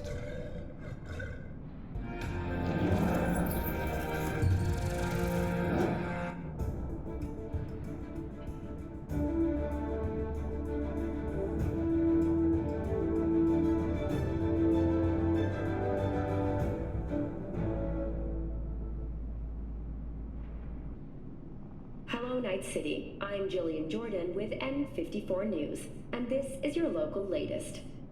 The NCPD has urged caution when using data terms. A routine inspection has shown many have been corrupted with malware. Police experts have confirmed the identified virus can lead to cyberware failure and, in extreme cases, even death. In response to increased gang activity, the mayor's office has raised the public threat level to red. Residents of Arroyo and Watson are advised not to leave their homes after dark and always ensure easy access to protective firearms. Schools and hospitals have been closed until further notice. What's next for Pacifica? The district, formerly designed as an oasis of luxury, has become a den for violent gangs and drug addicts. Kang Tao recently expressed interest in the purchase of Pacifica property, with the aim of constructing a new server and logistics center. The city government has openly considered selling the land for a single $1 in a symbolic gesture, provided that Kang Tao demonstrates commitment to eradicating the district's criminal presence. Today's final story is an unwelcome one for pet owners. The canine ownership tax will increase to $1,000 per dog per month. Similarly, the fine for possessing an undocumented animal will increase to $40,000. Thank you for tuning in to the N54 local news. Have a pleasant day.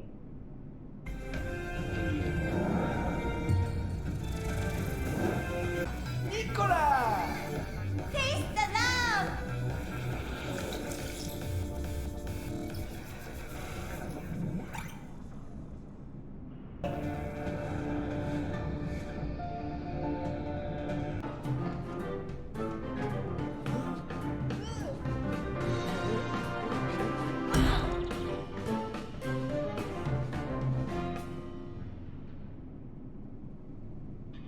Welcome to Safe and Sound. My name is Sergeant Dobbs, and today I'll tell you how to survive on the streets of Night City. Our pal, Mr. Puggins, has plans to meet up with his friend, Mr. Pugberg. What should he remember before he sets out for the day?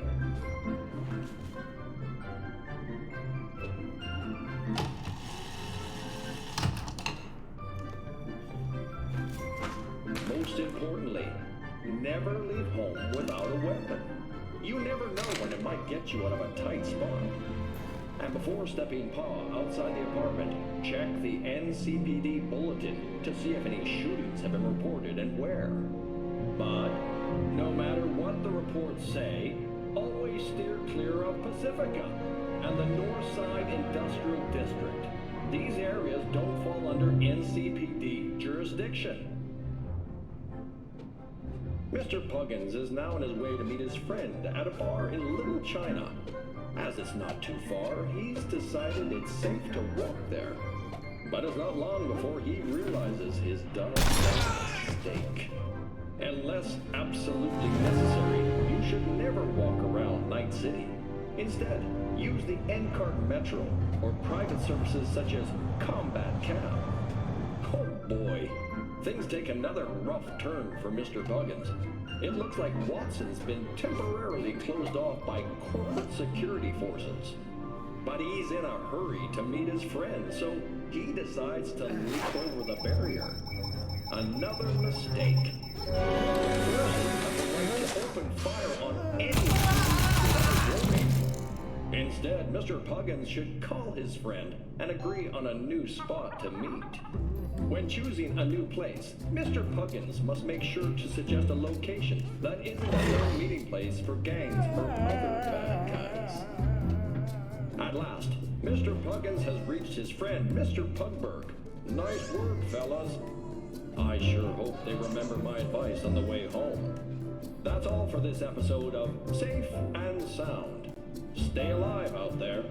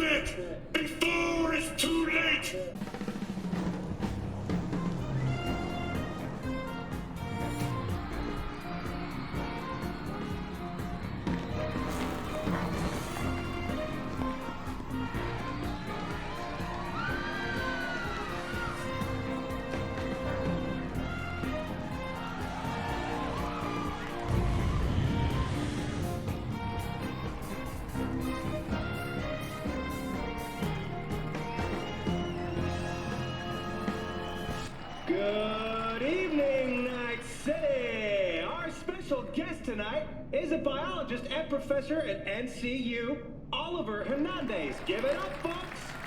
Thanks, Ziggy. Pleasure to be here. So, apparently, you made a petition to bring birds back to Night City. That's correct. Since the establishment of the Avian Extermination Act almost 15 years ago, we've seen the complete destruction of the ecosystem, a rapid increase in the insect population. Do you recall what happened in 15... Excuse me? I mean... The first major outbreak of bird flu. 7,000 innocent people dead. Sure. Fast forward to 59, more than 10,000 innocent dead. 12,000 dead and 61... Don't get me wrong, Ziggy, those were tragic times, but we have to understand that all this could have been avoided if we hadn't destroyed these birds' natural environment. Here with us tonight is a mother who lost both her children in '59. Stand up, please, Margot. Go on, Professor. Say it to her face. Tell her she's responsible for her children's deaths. What? No, please, that's not what I'm... Ladies and gentlemen, which would you choose? People or pigeon? That's not what this is all about. If birds go extinct... Ow! Stop! Tell him to stop it, for Christ's sakes. Ouch! This is ridiculous! Stop it! Ow! You're lucky you made it out alive, you son of a bitch! Mark my words, Night City. Ziggy Q won't let anyone hurt you. Tune in again tomorrow for another Night After Night with Ziggy Q, only on N54.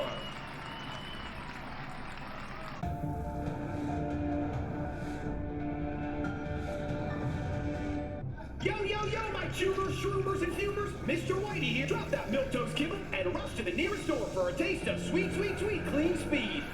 'Cause life is too short to be slow.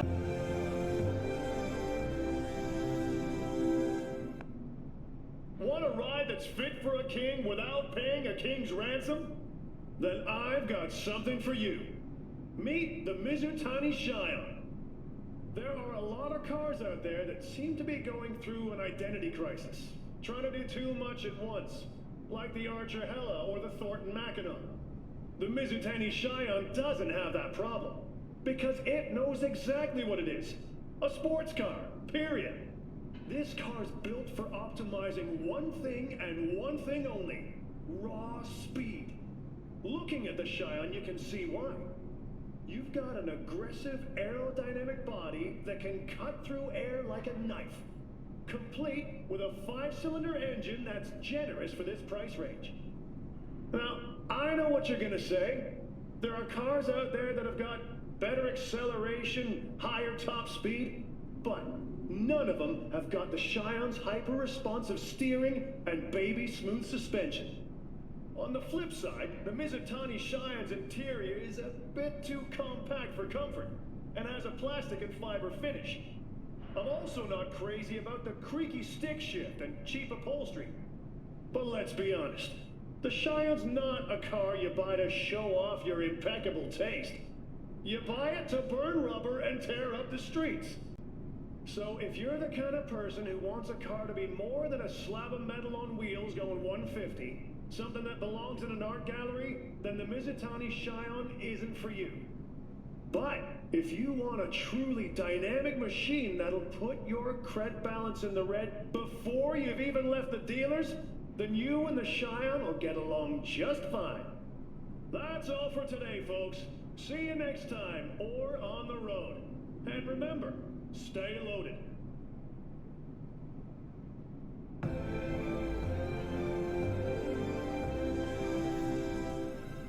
Rage! Fury! Carnage! Brood! Follow your instincts!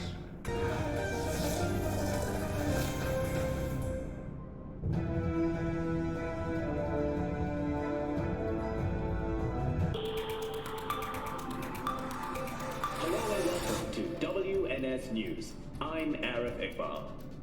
Today we have several important public service announcements.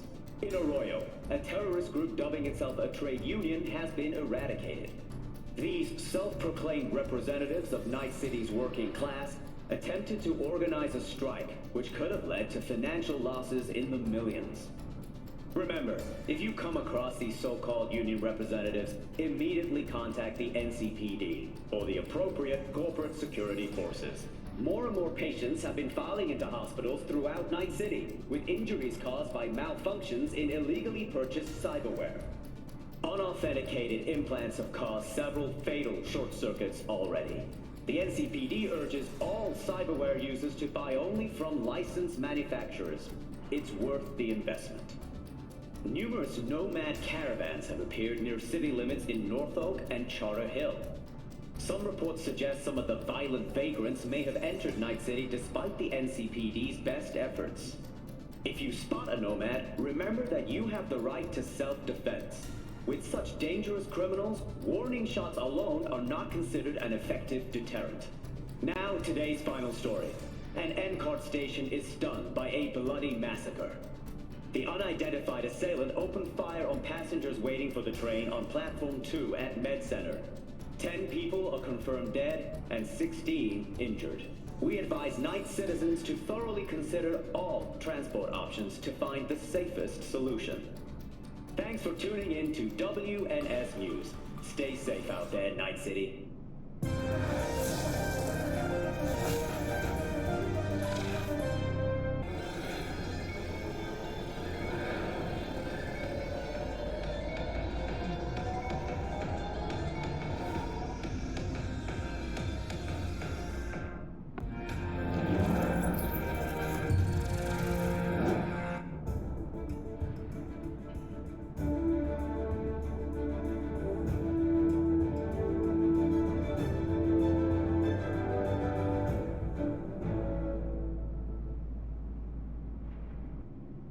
Welcome to today's local news on N54.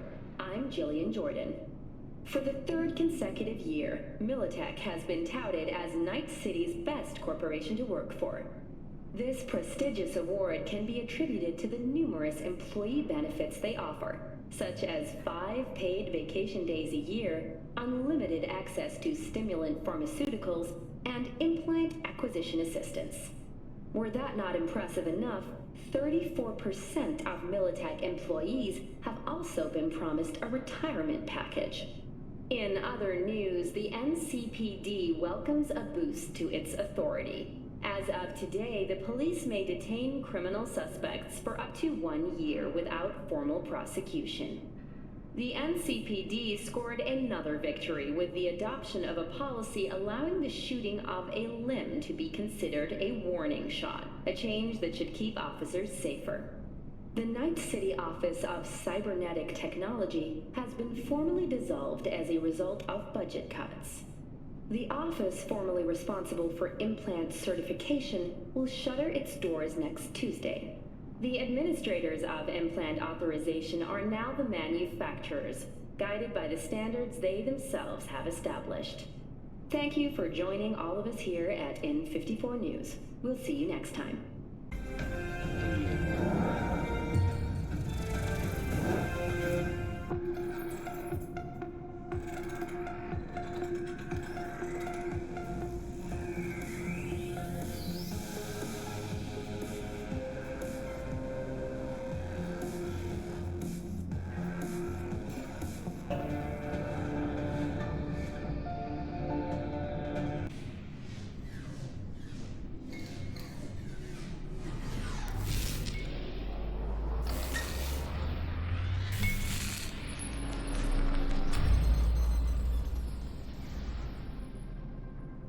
What up, Night City? We've got a great show for you today on Chip In, where we'll be testing the new Svalin syn-skin by Militech. The Svalin 9F hit the market only a month ago, but full disclosure, I've been wearing it for a while now. Like previous models in the Svalin line, it can withstand temps of between -220 to +700 degrees Fahrenheit. And it provides excellent abrasion resistance. This syn-skin is a perfect match for all you motorcycle nuts out there, or if you just like to play with fire. Downsides? You can't get piercings done on the 9F. That knocks it down 1 star for sure. Final verdict? 4 out of 5. That's it from me, Night City, and remember, keep on chipping in.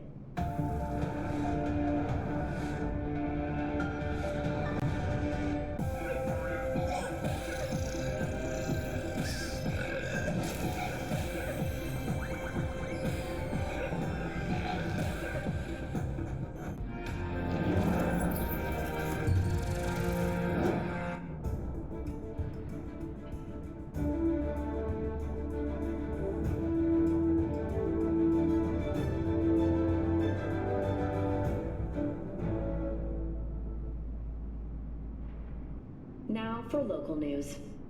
The NCPD has expanded its arsenal to include Militech's Centaur-class exosuits. The Force has ordered 20 of the Centaur units to be used in preventative patrols and MaxTac forces. A ceremonial signing of the partnership took place at City Hall. Police Commissioner Coleridge and Militech Government Relations Executive Meredith Stout were in attendance. Officers in the NCPD put their lives on the line for us every day. They defend all Night citizens against gang violence, nomad outlaws, and cyberpsycho attacks. Thanks to Militech's Centaur-class exosuits, they can keep themselves safe, and all the rest of us even safer. Once again, Militech has proven its vital role in the reconstruction of America. After the break, what quality is most important when hiring a personal bodyguard for your child?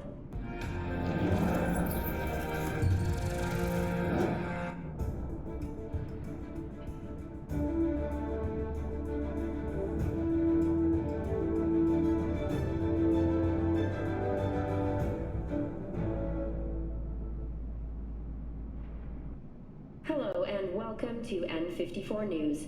We begin with distressing reports from the Badlands. A Militech Humanitarian convoy was attacked by a ruthless band of nomad outlaws.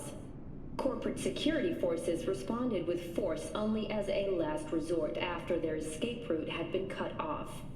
Although several Militech vehicles suffered damage, the nomads have failed to open them. Reinforcements called to the attack site managed to repel the assailants and secure the transport's cargo. Unfortunately, approximately a dozen employees were killed in the assault, including veteran of the Unification War and Crimson Heart recipient Linda Nopes. To the families of those who perished, we at N54 News offer our sincerest condolences. With the NCPD's cooperation, Militech has already announced a retaliatory strike on nearby nomad camps. We continue our coverage after the break.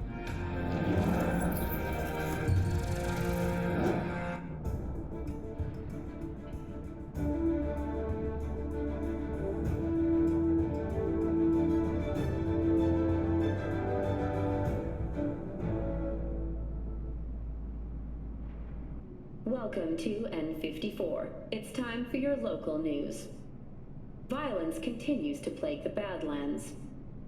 Shootings have been reported along the 166, and 101. Eyewitness accounts point to interclan disputes. Attacks on unaffiliated persons has not exceeded the average. However, in an abundance of caution, the NCPD has raised the threat level to 2, advising travelers to avoid side roads. We'll continue to keep you informed as the situation develops.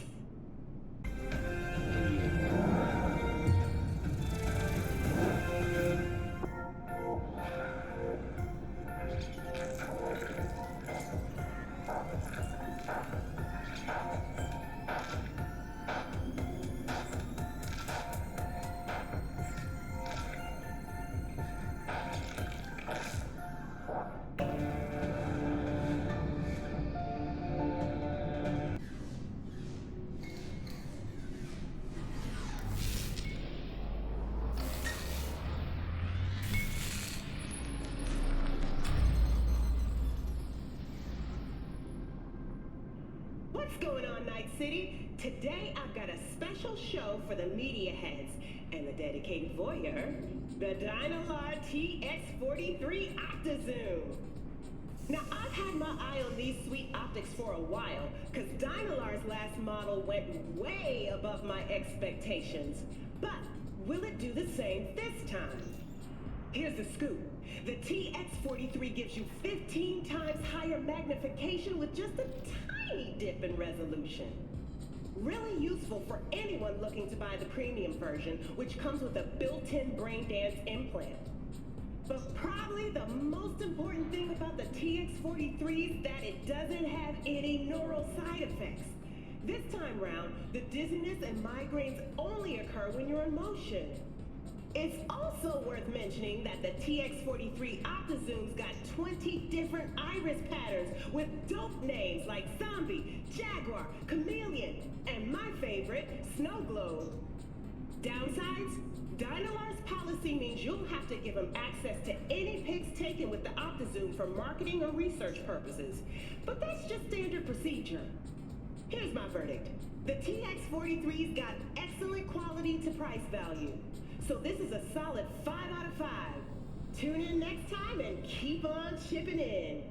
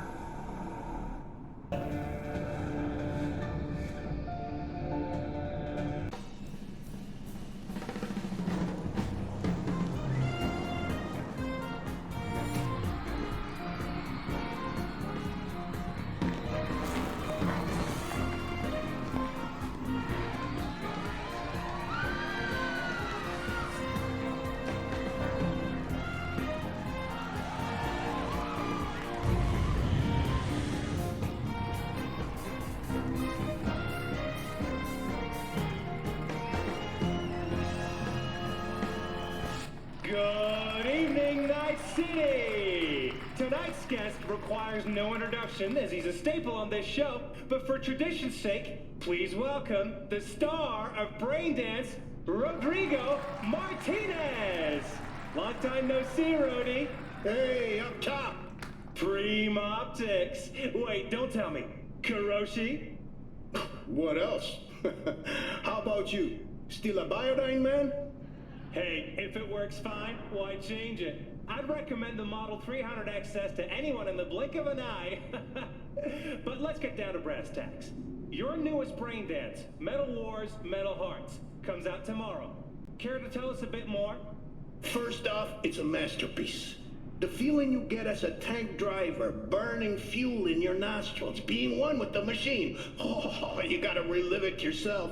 Explaining won't do it justice. I know, I'm getting ahead of myself. Okay, so I play Luis Morales, and this is all based on a true story. Morales led the 6th Platoon of Armored Cavalry in the Battle of Ridgecrest. If I recall correctly, the Free States outnumbered NUSA forces 6-1. That's right, caught him in a trap. The Free States demanded an unconditional surrender, but the President Myers decided Militech, that is the NUSA, would fight to the bitter end. Picture the scene, Ziggy. You're in the desert. The sun's going down. Suddenly you see a line of Nebuto tanks, a wall of dust trailing behind them. You kiss your only picture of your wife and kids, tighten your grip on the hard leather steering grips, and then you just go. Your tank's rattling. You can feel the rocks under your treads as if you were walking over them barefoot. Explosions everywhere, shattered glass and shrapnel bouncing off the hull. I mean, it's just indescribable. I don't know, Rhodey. You seem to be doing a pretty decent job. Well, I'm flattered, Ziggy, but you really have to relive it yourself, really feel it. Tell us, Rodrigo, don't you think it's a bit too soon for a Braindance like this? The war was only a few years ago. Tens of thousands of people died. Cali split into two halves. Neighbors versus neighbors, brothers against brothers. Who am I to judge? I don't think this Braindance is meant to show one side as the heroes and the other as the bad guys. It's a story about courage, bravery, about having the taste of victory in your mouth. Well, Rodrigo, you sure got my appetite going. Well then, mission accomplished. Ladies and gentlemen, Metal Wars, Metal Hearts, available in theaters starting tomorrow. We'll be right back after a short commercial break.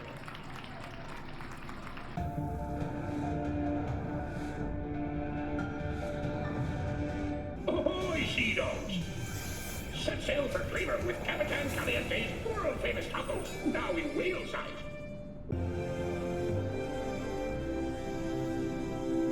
Powder cartridges these days, am I right? Loud, clunky, and a recoil that'll snap your wrist. You know what I'm getting at, right? But maybe, just maybe, it's time to try something new. Today, I want to tell you all about Dara Polytechnic's flagship product, the electromagnetic DR-12 Quasar pistol. Now, I don't usually talk shop on Dara, because, well, they don't have much of a selection.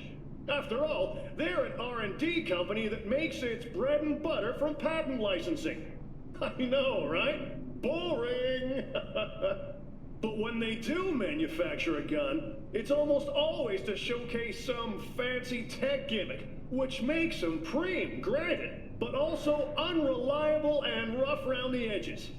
The exception is Dara's handgun line. The first to hit the stores was called the Nova. Except with standard G-powder cartridges, there was nothing Nova about it. But the Quasar, now that's a whole nother ballgame.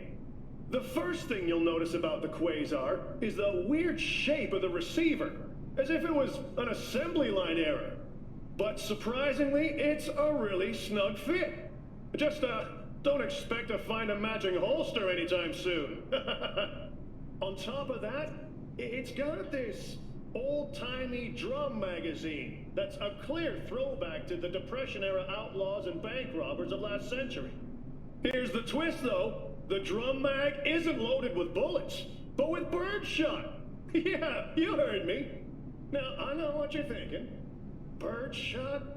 You know, the thing you used to shoot clay pigeons at the shooting range with your pops? Have the great minds of Dara finally gone cuckoo? Well, birdshot's still the same old birdshot, yeah. But it's the projectile speed that's turning heads. See, hidden inside the Quasar's barrel are 4 electroconductive rails. Now, put 2 opposing electromagnetic fields inside the cylinder, load your birdshot, run a current through the rails, and BAM! You've just blasted straight through a solid lead surface, half an inch thick. Now, how do I know that? 'Cause I tried it myself!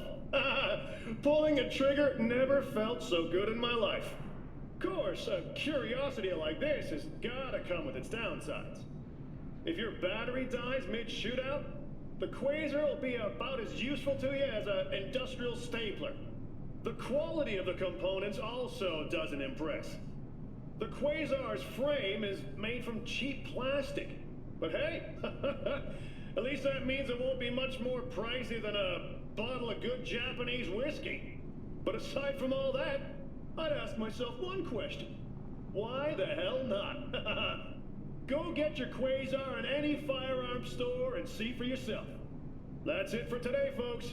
And remember, stay loaded.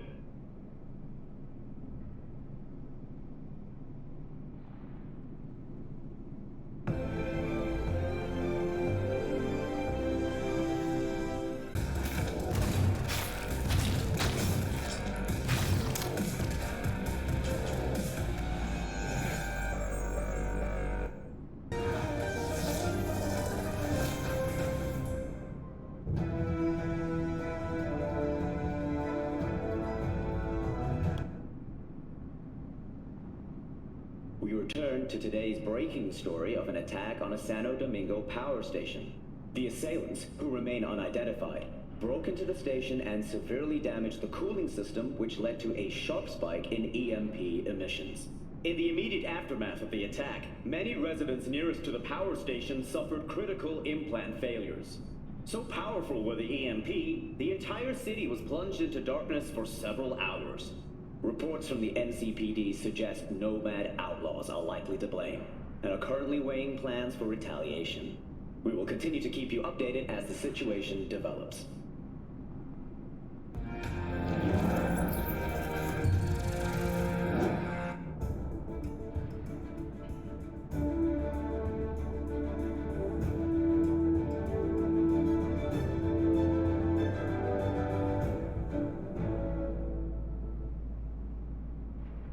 We've just received word on a breaking story.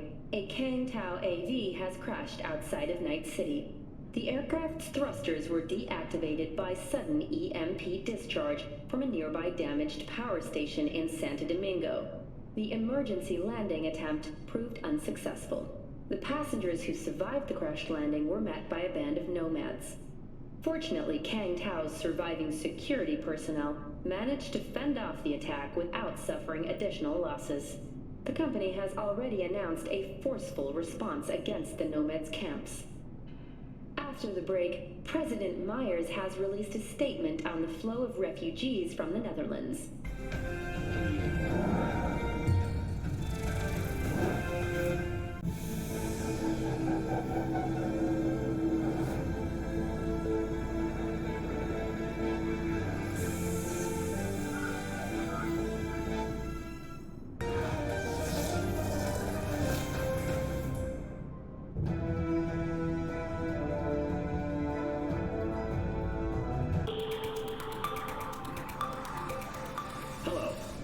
For your local news. A raid on an organic meat trafficking ring, and a malaria outbreak in the Glen. But first, we turn to a mysterious connectivity failure in Pacifica. Most of the district was cut off from the world for several hours, as residents could not connect to the net, local subnets, or comm systems. The NCPD has urged calm, claiming the outage was a result of standard maintenance work. We continue our look at local news after the break.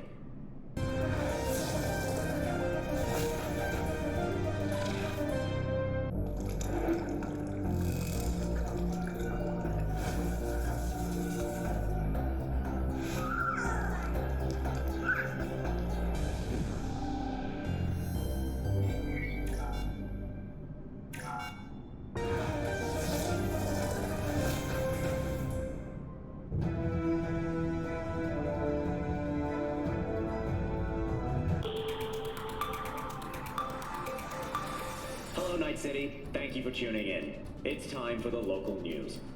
The long-awaited execution of Joaquim Shmidt, better known as the Watson Butcher, is scheduled to take place tomorrow. The 27-year-old confessed to the murder of 21 people, including his own sister and mother. His execution will be open to the public, and for those who prefer to watch from home, it will be live-streamed at the address you see at the bottom of your screen. This event's organizer, Capital Corrections Incorporated, promises a compelling spectacle as well as attractive prizes for a few lucky viewers. Attention Charter Hill residents. A recent study commissioned by All Foods has shown hazardous levels of lead and cadmium in your tap water that pose a significant risk to human health. The Night City Department of Water Management has attributed any elevated toxicity to obsolete municipal piping, though has made no plans for their replacement. Drinking bottled water remains the safest way to reduce your risk of waterborne illness. And remember, it's always cheapest at All Foods. NCART representatives have said to expect ongoing delays on the M2 Metro line. Arroyo Station was evacuated after its early warning system detected a massive population of rats dwelling in one of the tunnels. Pest control was immediately called to exterminate the infestation.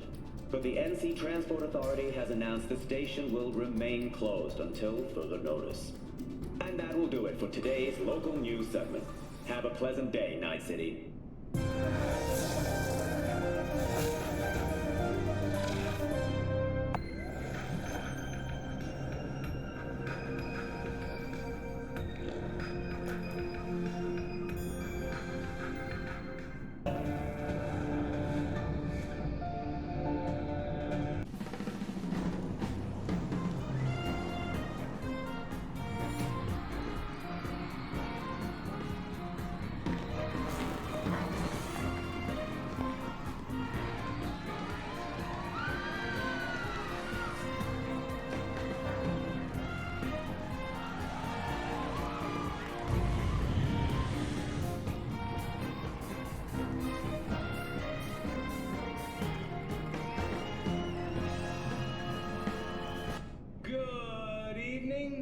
City! Boy, do I have a treat for you!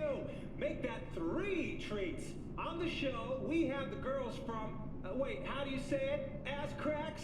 Us cracks?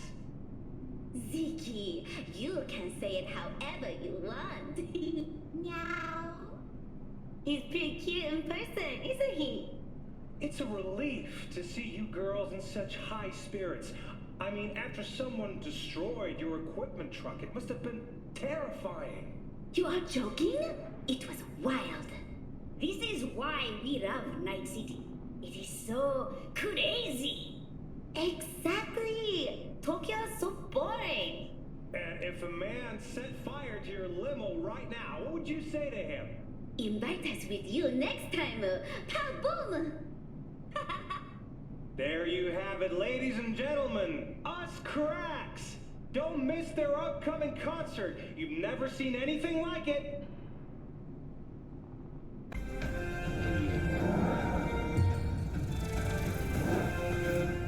Blue Moon, Red Menace, Purple Force. It's us Cracks. After making waves in Tokyo, Sydney, and Paris, their next stop is on your doorstep. Night City, expect the unexpected.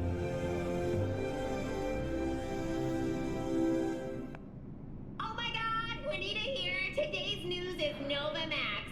Carrie Rhyne performed on stage. I'm serious, people.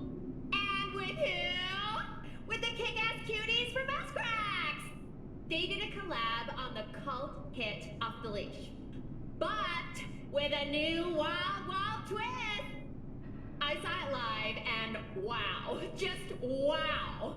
Energy off the scales. Looks like rumors of Carrie's depression were just noisy chatter. That man was electric. The new Us Cracks single featuring Carrie will have its official premiere tomorrow at midnight. If you don't get it, we can't be friends. Phew! After the break, Linda Oz breaks her silence on her former ex. Ooh.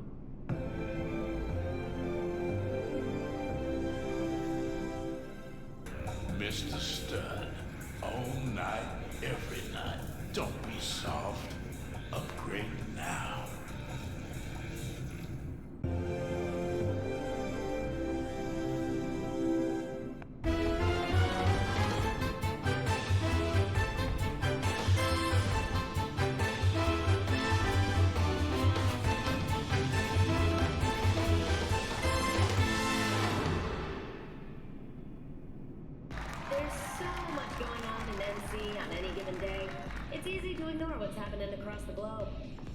That's why every now and again I gather some of the world's latest snippets for a segment I call my Bullshit Bulletin.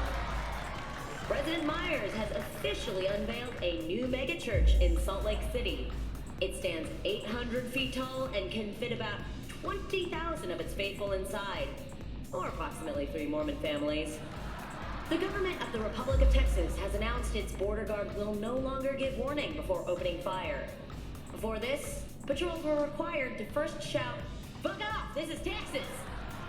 Miami has been hit with its 6th malaria outbreak this year and its 2nd month without power.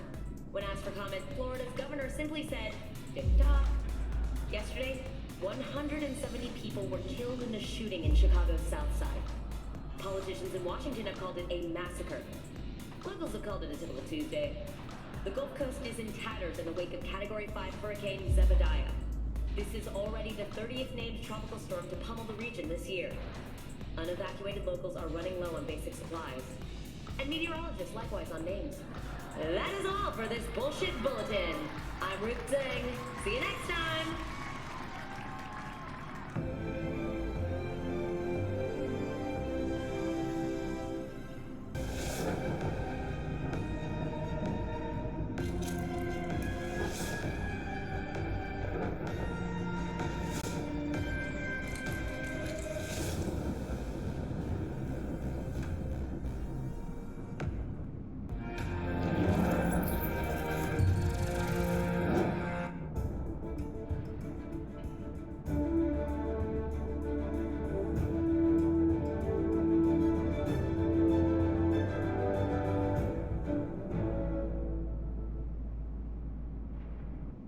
We return to this week's biggest story, the murder of Arasaka Corporation CEO Saburo Arasaka.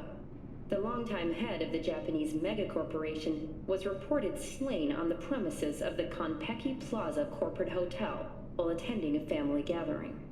Saburo Arasaka's son, Yorinobu Arasaka, has cast blame for his father's murder on the company's rivals, although he has not yet provided evidence supporting this claim. According to market analysts, the CEO's death may have been a desperate attempt to divert attention away from the company's ongoing internal issues. After the break, we ask experts how they see Arasaka rebounding from the crisis.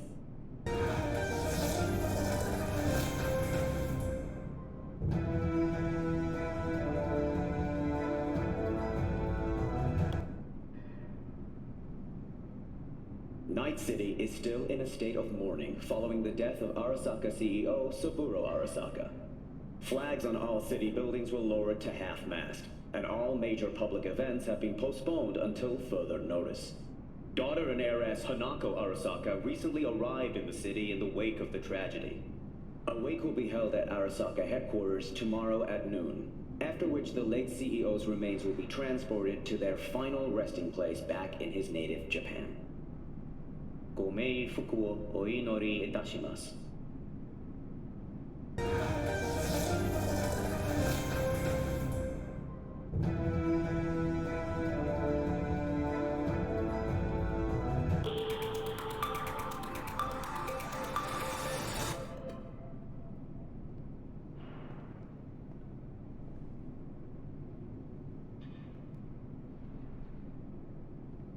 Hanako-sama, o ai dekite koe desu. こちらこそ. Now, Hanako-sama, I would first like to ask you...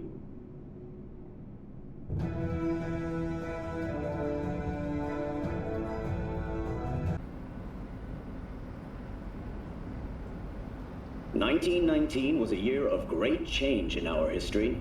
The onset of American Prohibition, the end of World War I, and the birth of Saburo Arasaka. From an early age, Saburo was heavily involved in the business his father had founded. As a young man, he quickly demonstrated the work ethic and natural talent becoming of an exceptional manager.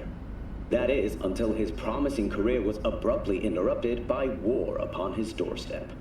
Saburo Arasaka enlisted as a pilot in the Nippon Kaigun, the Japanese Imperial Navy. By the age of 23, he had already achieved the rank of lieutenant. With 20 confirmed aerial victories, he forever will be honored as one of the Imperial Army's most accomplished fighter pilots. But in 1942, during a routine mission, his plane was severely damaged. Yet, overcoming both grievous injury and a malfunctioning aircraft, Saburo managed to return to base. Join us after the break to hear what happened next.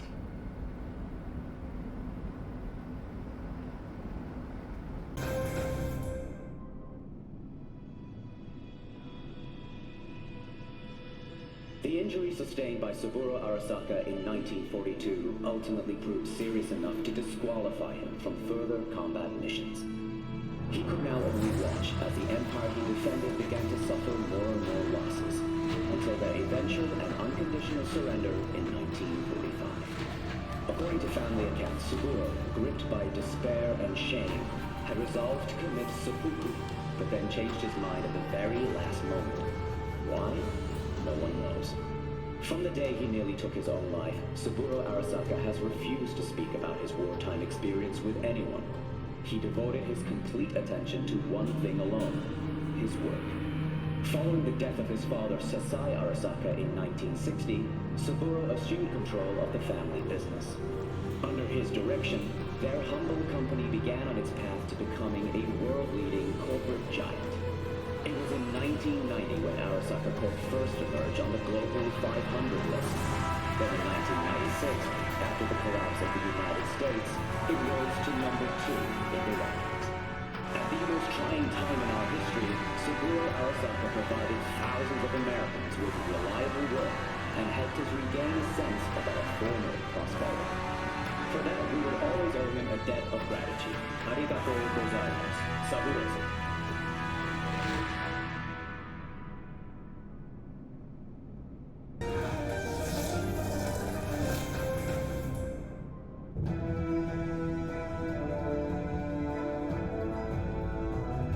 Is ultimately to defend the well-being of my family and my employees. That is why I have decided to double the amount of our active Night City security forces.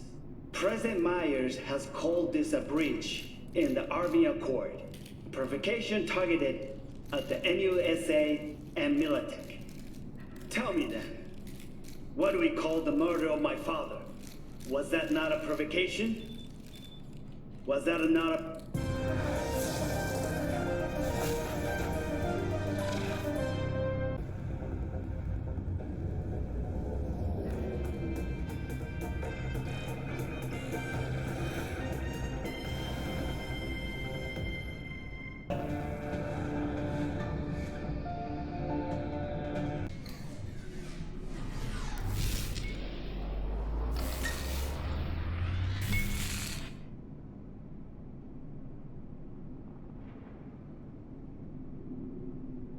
What up, Night City? Bet you're all still reeling from that botched all foods robbery over in Watson. And if you haven't seen it, feast your optics on this.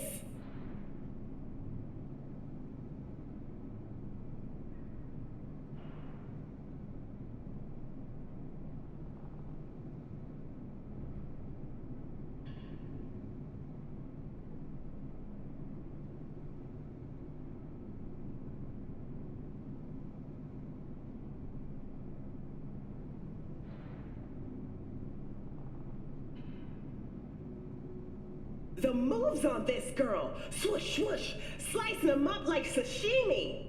Now, a lot of you called and asking what kind of edge she's packing. Your girl Karina here got a mighty enhanced look, and I'm almost 100% positive they're Daikon NT Mantis blades by Arasaka. Perfect for those who put personal safety first. Not to mention discreet, too. Look. We all know Arasaka chips all its employees mid-level and up with these bad boys. They even throw in their high-sensitivity automatic defense reflexes for good measure. But you don't need to be some blue-chipped corpo to flash this kind of tech. The Daikon NT Mantis blades are available for every ordinary night citizen, long as they got deep pockets. Thanks for tuning in today, my chums, and remember to keep on chipping in.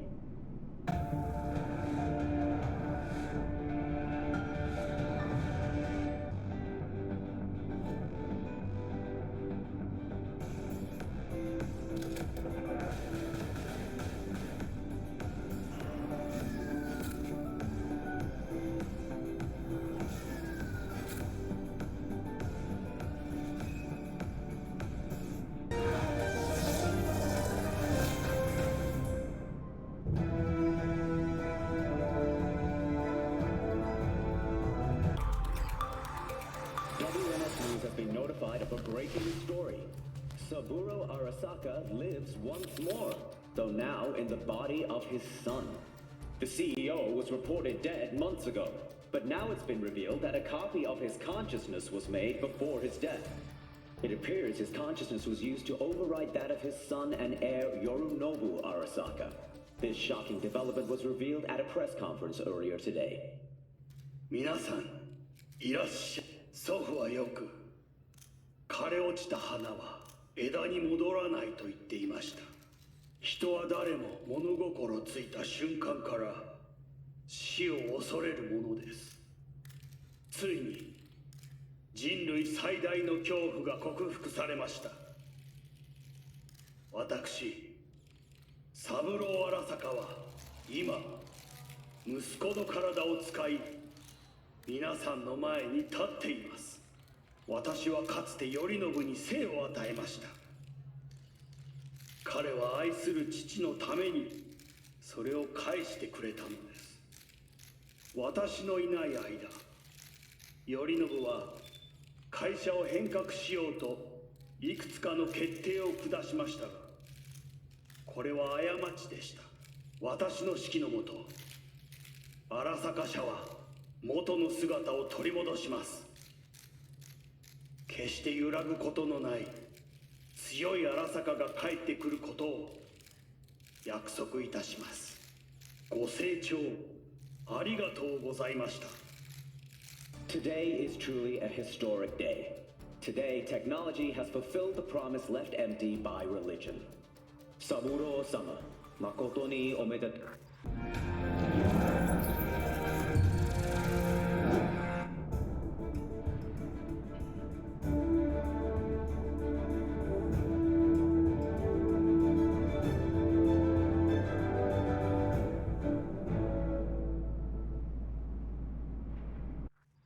Welcome to N54 News. I'm Jillian Jordan. The world remains gripped by the revelation that Saburo Arasaka has returned from the dead in the body of his son, Yorinobu Arasaka. A letter of protest regarding the apparent resurrection has been signed by religious leaders, human rights groups, and Virtue 100 company CEOs. This is an abomination born of unchecked vanity, technocratic arrogance, complete moral collapse. Our position is clear. Saburo Arasaka's seizure of power is in violation of international law. International arbitration is absolutely necessary to... Do we really want to live in a world where the rich and powerful can become immortal? Where they can continue to take from the poor, not only their livelihoods, but even their You are gods! You are gods! You are gods! You are gods! Life is not for trade! Life is not... But Saburo Arasaka has issued his response in similarly strong terms. There will be no appeasement. 荒坂社内部の出来事に関して外部の方々にとやかく言われる筋合いはありません。生を受けることに許可が必要ない以上蘇ることも同様であると考えるべきです。私が息子を殺めたなどという主張は事実無根。法的根拠もありません。合意の上での身体の贈与は一種の寄付に分類することができ、殺人には到底値しません。殺人の条件は生物学的な死です。見ての通り、この体は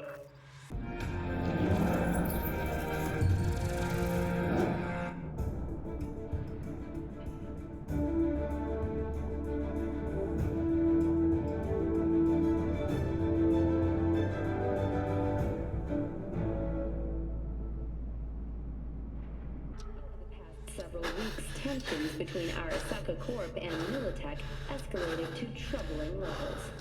Many pundits and analysts warned of a possible outbreak of armed conflict. The exacerbation of tensions was heightened when Yorinobu Arasaka assumed leadership following his father's death and accused Militech of his murder. However, in an unexpected shift, the return of Saburo Arasaka appears to have diffused the situation between the rival megacorporations. 継続は力なり。荒坂社の基本理念です。息子の頼信はこの言葉を忘れ、焦って変化を求めすぎました。私が敵味方両者に説き続けてきた教訓。完璧なものを変える必要はない。これが真理なのです。以上となります。Saburo Arasaka and NUS President Rosalind Myers have agreed to meet in person to lay the groundwork for a lasting peace. A first step of goodwill was taken today as the Arasaka CEO withdrew from Night City 15 armored vehicles from the company.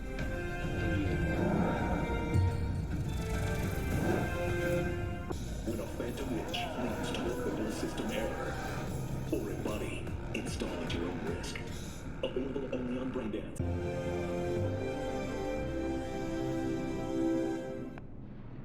You know the expression, having the last laugh? Imagine you're a gun manufacturer, and the NUSA and the Free States are on the brink of an all-out war. What do? You do what Midnight Arms did. Release a weapon that completely tilts the playing field. Right now, you're looking at the semi-automatic SOAR-22 rifle. If you think this beast looks more like a tank gun than a rifle, then you're sorely mistaken. That being said, ballistics testing has so far revealed that the SOAR-22's firepower is on par with the Arasaka Akaashi.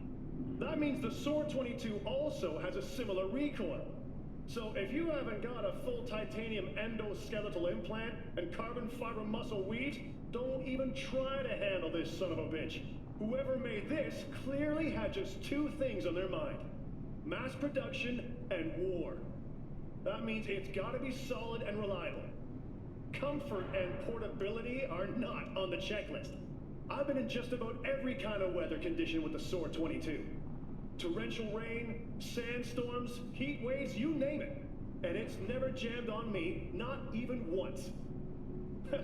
And you can tell the SOAR-22's creators were dead serious with this thing. Because the instructions are as captivating as a washing machine manual. This thing is no nonsense. The obvious downside to this Goliath is, well, its size. Soldiers have already nicknamed it the Elephant. Couldn't have come up with a better name myself.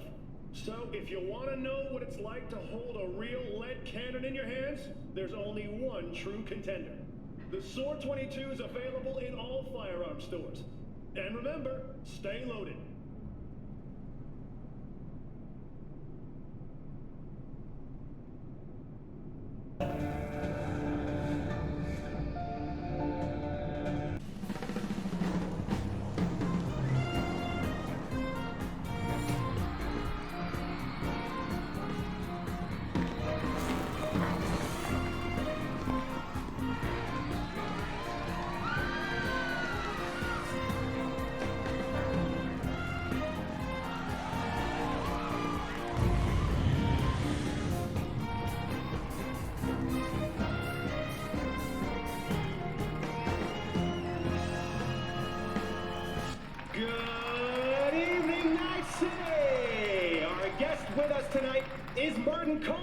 An ordinary night citizen who... Well, Martin, how would you describe your situation? Well, as you can see, I lost my arms. A real tragedy, Martin. Was it an accident? Were you attacked by nomads? No, nothing like that. Okay, so back in '56, I was working at New American Auto Work. The NAA, sure. Go on. Well, the company hit a few snags. Decided to start cutting costs. One day they call us all into the break room, tell us we're inefficient, slow, weak, what have you. So they give us a choice. Either we replace our arms with Zetatech cyberware, or we get terminated. No severance packet. And what did you do? What anyone in my place would have done. I had 2 girls. A wife who couldn't work. I didn't have a choice. And it's not like it was free. They forced us to buy them on credit. 20-year installments, fixed to our salaries. Everything was fine at first. The arms were all right. But then a year later, NAA went under. I was out on the street. Applied anywhere I could for a job. Walked into every factory. I would have worked for Ennies. But there was nothing. Nada. Zilch. I started falling back on my payments. A month goes by, then the second, then the third month. Then Zetatech sends its repo squad. I was on my knees, begging for another month, even a week. But they didn't listen. They tased me, ripped out my arms, and just left me there. My daughters, they... I can tell you're still hurting. Even got some tears there. How about drying them with Militech's brand new Dropner 5X? What? No. This isn't happening. Oh, but it is. Ziggy Q's is where it's always happening. I can't believe it. Ziggy, oh my God. Got a story you want to share with the world? A tragic accident? Family drama? Don't wait! Call 1-900-ZIGGY-Q.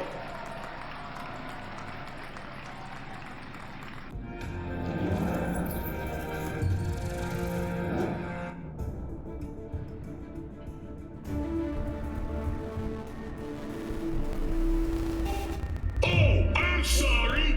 Did I just interrupt your favorite channel? Good, because it's time you stopped. Unglued your eyes from this mind-numbing crap. I took off their capitalist-tinted optics to see the truth. Just think about what you're watching. All of its primitive neuron-zapping entertainment. Catering to humanity's basest